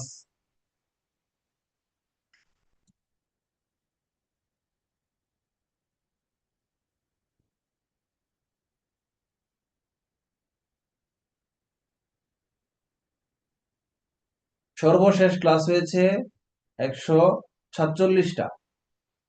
তার মানে এই বেসিক ক্লাস 12টা ছাড়াই ক্লাস হয়েছে 147টা ক্লাস। এই 147টা ক্লাস আর 12টা কয়টা হয়, 159টা ক্লাস। তার মানে 46 ব্যাচে ক্লাস হয়েছিল আমার 159টা ক্লাস। আপনারা কি বুঝতে পারছেন? এটা আমার ইউটিউবে আছে, কেউ চাইলে এখনো দেখে নিতে পারে। আচ্ছা, তো এটা কেন বললাম আপনাদেরকে, আমাদের এখানে অর্ধেক স্টুডেন্ট হচ্ছে 50তম ব্যাচের, যাদের কোর্স কমপ্লিট হয়নি। তো 50তম ব্যাচে কিন্তু এই যে বেসিক ক্লাস 12টা এটা কিন্তু হয়নি। হয়েছিল কি? হয়নি। কেন হয়নি? কারণ আমরা শুরু যখন করেছিলাম তখনই দেখতে পাচ্ছিলাম কি রে, সময় তো পিছিয়ে গেছে, আমরা এখন বেসিক ক্লাসগুলো নিলে কোর্স শেষ করতে পারবো না, পোলাপানকে দায়িত্ব দিয়ে দিই, ওরা নিজেরা পড়ে নিবে। কিন্তু আপনারা কেউ পড়েন নাই। কেউ পড়েছেন একজনও বলতে পারবেন যে, স্যার আমি শীটটা শেষ করছি, এই যে এই 5টা চ্যাপ্টার নিজে নিজে পড়ে নিয়েছি, একজনও আছেন? নাই, আমি জানি, কনফার্ম নাই। থাকলে সে মহামানব। সো আপনারা এখনো যদি আমি আপনাদেরকে বলি যে এটা আপনারা নিজেরা পড়ে নিয়ে আপনারা কেউ পড়ে নিবেন না, আমি জানি। সো ক্লাস নিতেই হবে। সো এটা এখন আমি প্রথমে 12টা না হলেও কমপক্ষে 8-10টা ক্লাস নিয়ে আপনাদেরকে আমি ইংলিশের যে শিটটা এটা আমি শেষ করিয়ে দিব। আচ্ছা, এবার আমি ইংলিশের শিটে যাই, দেখি তো ইংলিশের শিটে কত পেজে। পার্ট 2 মেমোরাইজিং পার্ট, এটা হচ্ছে 13 নম্বর, 198 পৃষ্ঠা। 98 পেজ চলে যাও।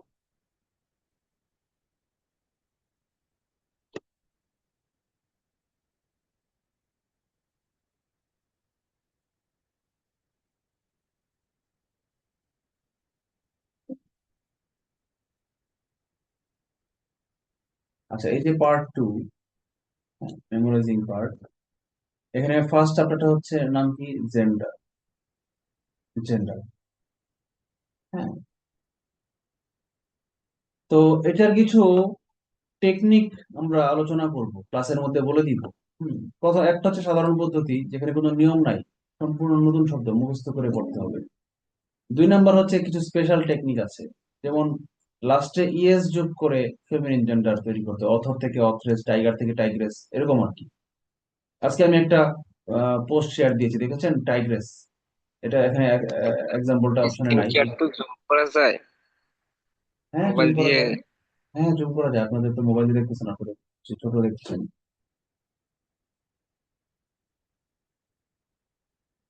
হ্যাঁ, এটা আপনাদের তো ভালো করে পড়ার দরকার নাই, চোখের উপর ইয়ে নিয়েন না, প্রেশার নিয়েন না। এটা আপনাদেরকে শীট আলাদা করে দিব, আলাদা ক্লাসই নিব এই চ্যাপ্টারটা। এই টেকনিক গুলো আমি একদিনে একটা ক্লাসে আমি শুধু জেন্ডারটা দেখাবো, ঠিক আছে?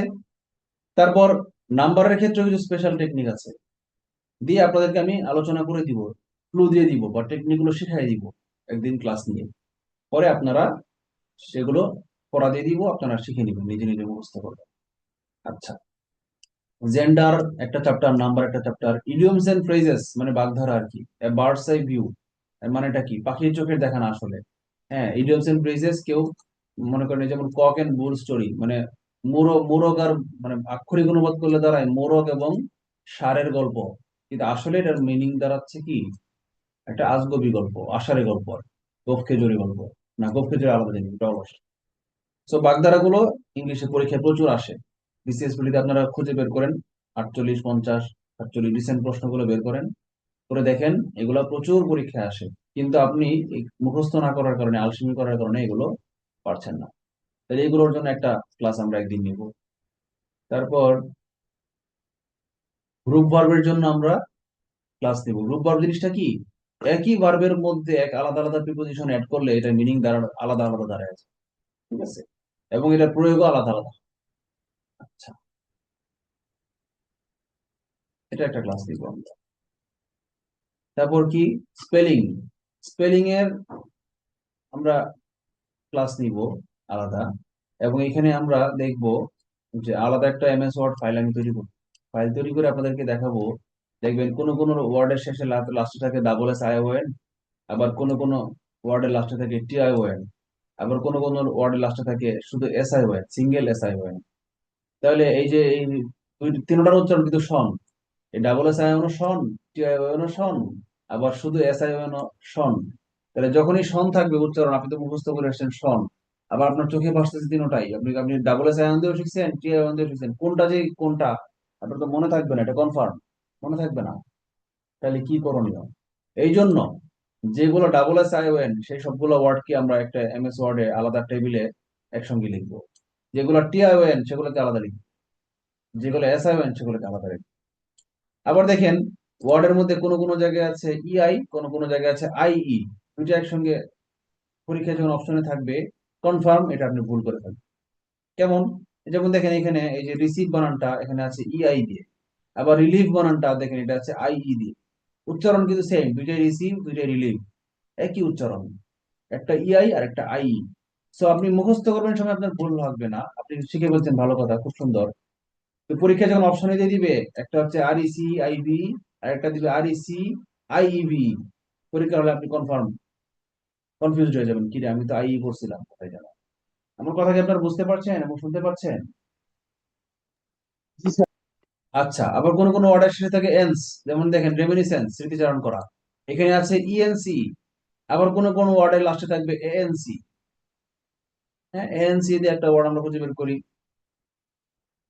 অ্যাবহরেন্স, ঘৃণা, বা এই যেখানে যে পার্সিভারেন্স, অধ্যবসায় বা ধৈর্য, এখানে আছে এএনসি। তাহলে কোথায় আছে এএনসি আর কোথায় আছে ইএনসি? আপনি শিখবেন দুইটার উচ্চারণই এন্স, লাস্টে এন্স উচ্চারণ, কিন্তু একটা হচ্ছে এএনসি আর একটা হচ্ছে ইএনসি, আপনি কনফিউজ হতে বাধ্য পরীক্ষা হলে। এই জন্য যখন একটা ছকে আপনারা সবগুলো এএনসি কে একসঙ্গে শিখবেন, আরেকটা ছকে যখন আপনারা একটা কলামে ইএনসি গুলোকে একসঙ্গে লিখবেন, তখন আপনার চোখে ওই এএনসি এর সবগুলো ওয়ার্ডকে আপনার ব্রেন কি করবে, বাইন্ড করে ফেলবে, একটা একটা শিকল, একটা চেইন তৈরি করে ফেলবে। তখন আপনার মনে পড়বে, আপনি এমনি মনে ভুলে গেছেন ইএনসি না এএনসি, কিন্তু আপনার চোখ আপনাকে মনে করাই দিবে যে আমি তো ওই কলামে এই ওয়ার্ডটা দেখছিলাম, ওই তিনটা ওয়ার্ডের ফাঁকে এই ওয়ার্ডটা ছিল, ওই কলামটাই তো ছিল এএনসি দিয়া, তাহলে এই বানানটা এএনসি দিয়েই হবে। মানে আপনার ব্রেন মনে করতে না পারলেও মানুষের ব্রেন কিন্তু মনে রাখে অনেকভাবে। মানুষ ব্রেন মনে রাখে নিউমেরিক্যালি, সংখ্যাতাত্ত্বিক ভাবে, মানুষের ব্রেন মনে রাখে লজিক্যালি, মানুষের ব্রেন মনে রাখে জিওমেট্রিক্যালি, শেপ আকারে। সো এই যে আমি বললাম যে ডাইরেক্ট মুখস্থ করা পার্সিভারেন্স বানানটা কেমন, এটা কিন্তু নিউমেরিক্যাল মেমোরি। আবার যখন পার্সিভারেন্স শব্দটা আপনার মনে নাই কিন্তু কলমে কলমে আলাদা আলাদা জায়গায় রাখার কারণে আপনার মনে থাকতেছে, এটা কিন্তু আপনার জিওমেট্রিক্যাল মেমোরি। মানে একভাবে আপনি ফেল করলেও মনে রাখতে, পরীক্ষার হলে ব্রেন আপনাকে অন্যভাবে মনে রাখার জন্য হেল্প করবে, যেটা হেল্প করবে আমার এই ক্লাসগুলো। সো কেউ যদি ক্লাসগুলো না করেন, মনে করেন দূর এগুলো মজা লাগে না, একই ইংলিশ বারবার, ক্লাস শুরু হোক আগামী মাসে বা 15 দিন পরে, এই পাকনামিটা যদি কেউ করেন, তাহলে পরীক্ষার হলে 5টা নাম্বার ছেড়ে দিয়ে প্রিপারেশন নিবেন, এটা আপনারা নিজেদের উপর আপনার দায়িত্বটা নিবেন। সো এই ক্লাসগুলো আমি নিব আগামী 8-10 দিন। আর ম্যাথের একটা দুইটা দুইটা ক্লাস দিব, একটা হচ্ছে সংখ্যা তত্ত্ব, আর একটা হচ্ছে প্রাথমিক 4 নিয়ম, আর একটা হচ্ছে সমীকরণ সমাধানের কিছু বেসিক, যারা একদম 8-9 এর অঙ্ক পারেন না, -3 থেকে -5 বিয়োগ করলে এই বিয়োগ ফলটার মান কত হয় এটুকু পারেন না, এরকম পোলাপান অনেক। ঠিক আছে, এক্স স্কোয়ারের মান 25 হলে, 25 x² হলে, 25 p² হলে এক্স এর মান কত এইটুকু পারেন না, এরকম পোলাপান অনেক আমি পাই ক্লাস করাতে। সো এই বেসিক ইংলিশের এবং ম্যাথের বেসিক কিছু জিনিস আমি ইয়ে করে দিব, কি বলে এটাকে, সলভ করে দিব, যেন পরবর্তীতে আমাদের অন্যান্য টিচাররা যখন ক্লাস নিবেন। ও আচ্ছা, ইংলিশের আরেকটা ক্লাস দিব, এটা বলা হয় নাই, সেটা হচ্ছে যে একদম বেসিক ইংলিশের সব টপিক মিলে জগা খিচুড়ি একটা ক্লাস দিব। এটা আবার 50 ব্যাচে নিয়েছিলাম, মনে আছে কিনা আপনাদের? 50 ব্যাচে কে কে আছেন?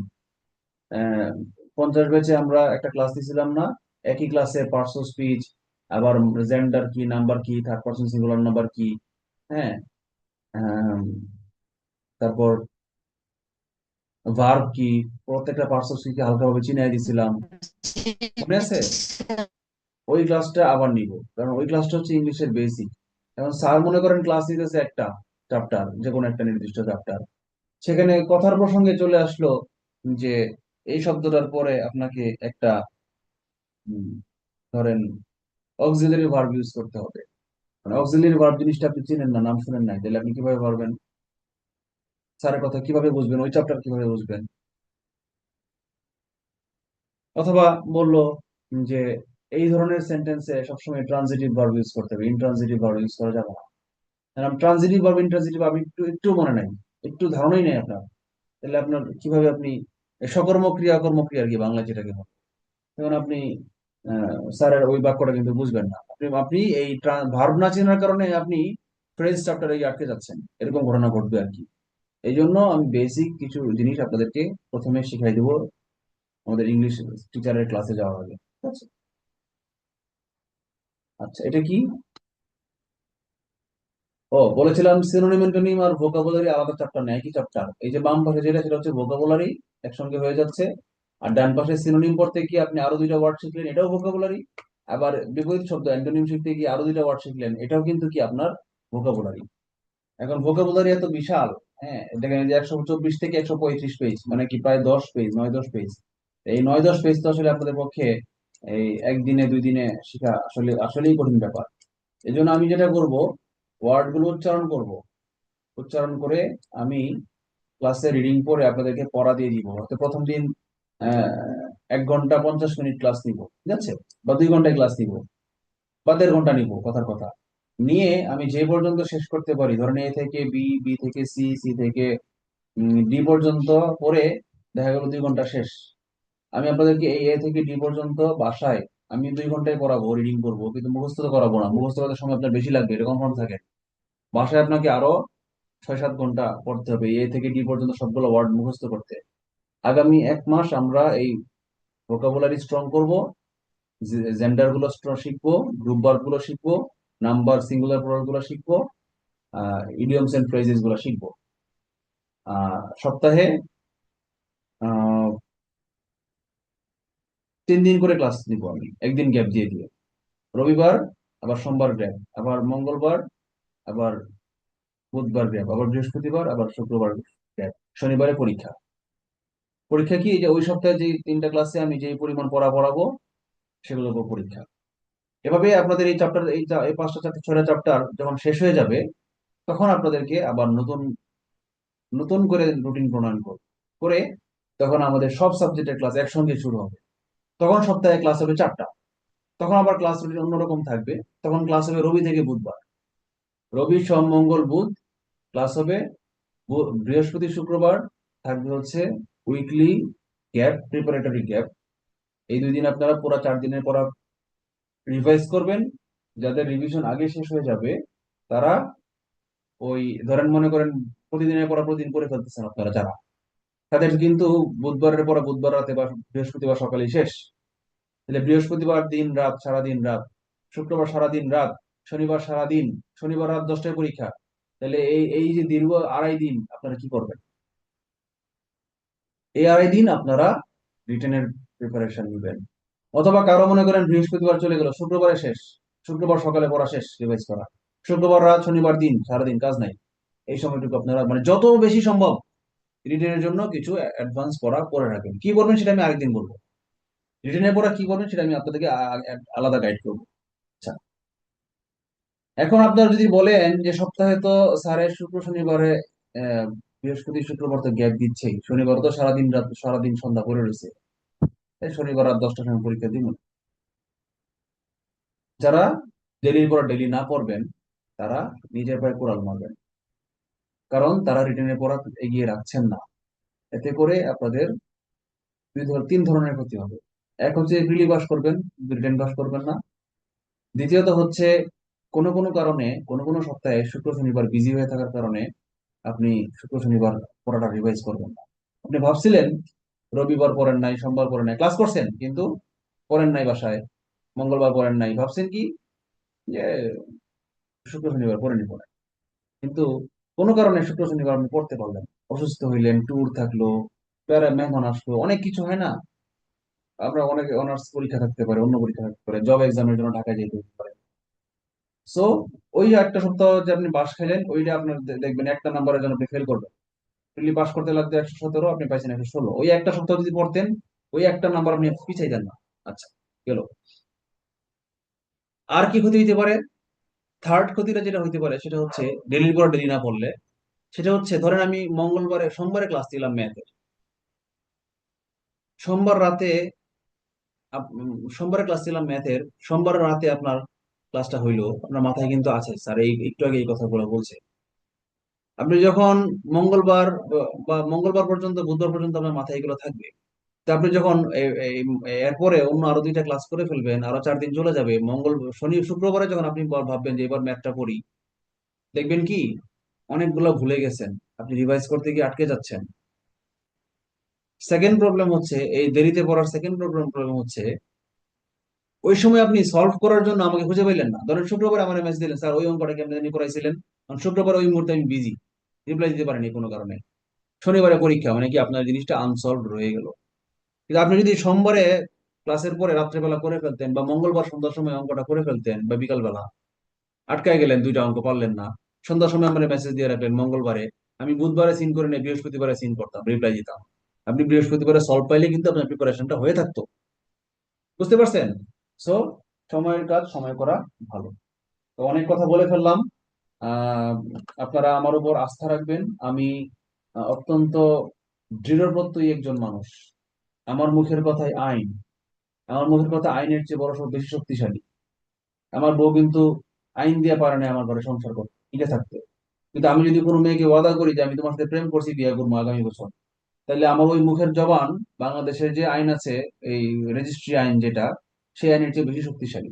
আমি মুখে যেটা একবার বলি সেটাই আইন হয়ে যায়। আমি জীবনে কোনোদিন ওয়াদা ভঙ্গ করি না। ঠিক আছে? আনএক্সপেক্টেড কোনো কিছু যদি ঘটে যায়, তাহলে আসলে আমার যদি কিছু করার না থাকে, তখন তো আসলে এটা তার জন্য সরি বলা ছাড়া কিছু করার থাকে না।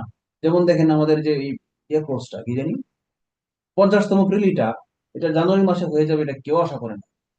আমরা কোর্স শুরু করেছিলাম মেবি আগস্ট মাসের দিকে, ডিসেম্বরে সার্কুলার দিয়ে বলতেছে জানুয়ারিতে পরীক্ষা। এটা হইলো? অথচ ইতিহাসের শুরু থেকে 48 49 আলাদা স্পেশাল বিসিএস ছিল, 2 মাসে পরীক্ষা হয়েছে, বাট 47 পর্যন্ত জেনারেল বিসিএস এ সার্কুলার দেওয়ার 4 থেকে 5 মাস এবং 6 মাস পরে পরীক্ষা হয়েছে। তো নভেম্বরে যখন সার্কুলার দিল, আমরা কোর্স শুরু করছি আগস্টে, বা মনে নেই এক্স্যাক্টলি আগস্ট বা সেপ্টেম্বরে ছিল, নভেম্বরে বা ডিসেম্বরে সার্কুলার দিয়ে বলতে জানুয়ারি 30 তারিখ পরীক্ষা। এটা বিশ্বাস করা আমাদের জন্য একটা টাফ ছিল। আমার মাথায় একটা বাস পড়ে গেছিল যে না, কোর্স তো শেষ হবে না যদি জানুয়ারিতে পরীক্ষা হয়। বাট আমার একটা ক্ষীণ আশা ছিল মনে যে না, জানুয়ারি 30 তারিখ পরীক্ষা হওয়া অসম্ভব। কারণ একদিকে দেশে করতেছে গন্ডগোল, একটা পরে একটা আন্দোলন, তার উপর ফেব্রুয়ারির 12 তারিখ হচ্ছে নির্বাচন। তো জানুয়ারির 30 তারিখ কেমনে প্রিলি পরীক্ষা হয়? এটা হবে না কনফার্ম, আমি শিওর ছিলাম ইনশাল্লাহ এটা পরীক্ষা পিছাবে, ফেব্রুয়ারি লাস্টে বা মার্চে হবে। কিন্তু পরীক্ষাটা যখন হয়ে গেল, তখন আমি আসলে খুবই কষ্ট পাইলাম যে না, আমার সিলেবাসটা আমি শেষ করতে পারিনি। এখন আমার ওই দেওয়া স্টুডেন্টদেরকে যে দেওয়া ওয়াদা ছিল, সেই ক্ষতিপূরণ ওয়াদা পূরণ করার জন্য কিন্তু আমি আজকে আবার ওদেরকে, আগের স্টুডেন্টদেরকে কোর্সে ভর্তি করেছি। আরেকটা জিনিস দেখেন, আপনারা যারা নতুন স্টুডেন্ট, আলোচনা শেষ, ইতিহাস শেষ, স্ক্রিন শেয়ার অফ করে দিলাম, রেকর্ড অফ করে দিলাম, লাইভ।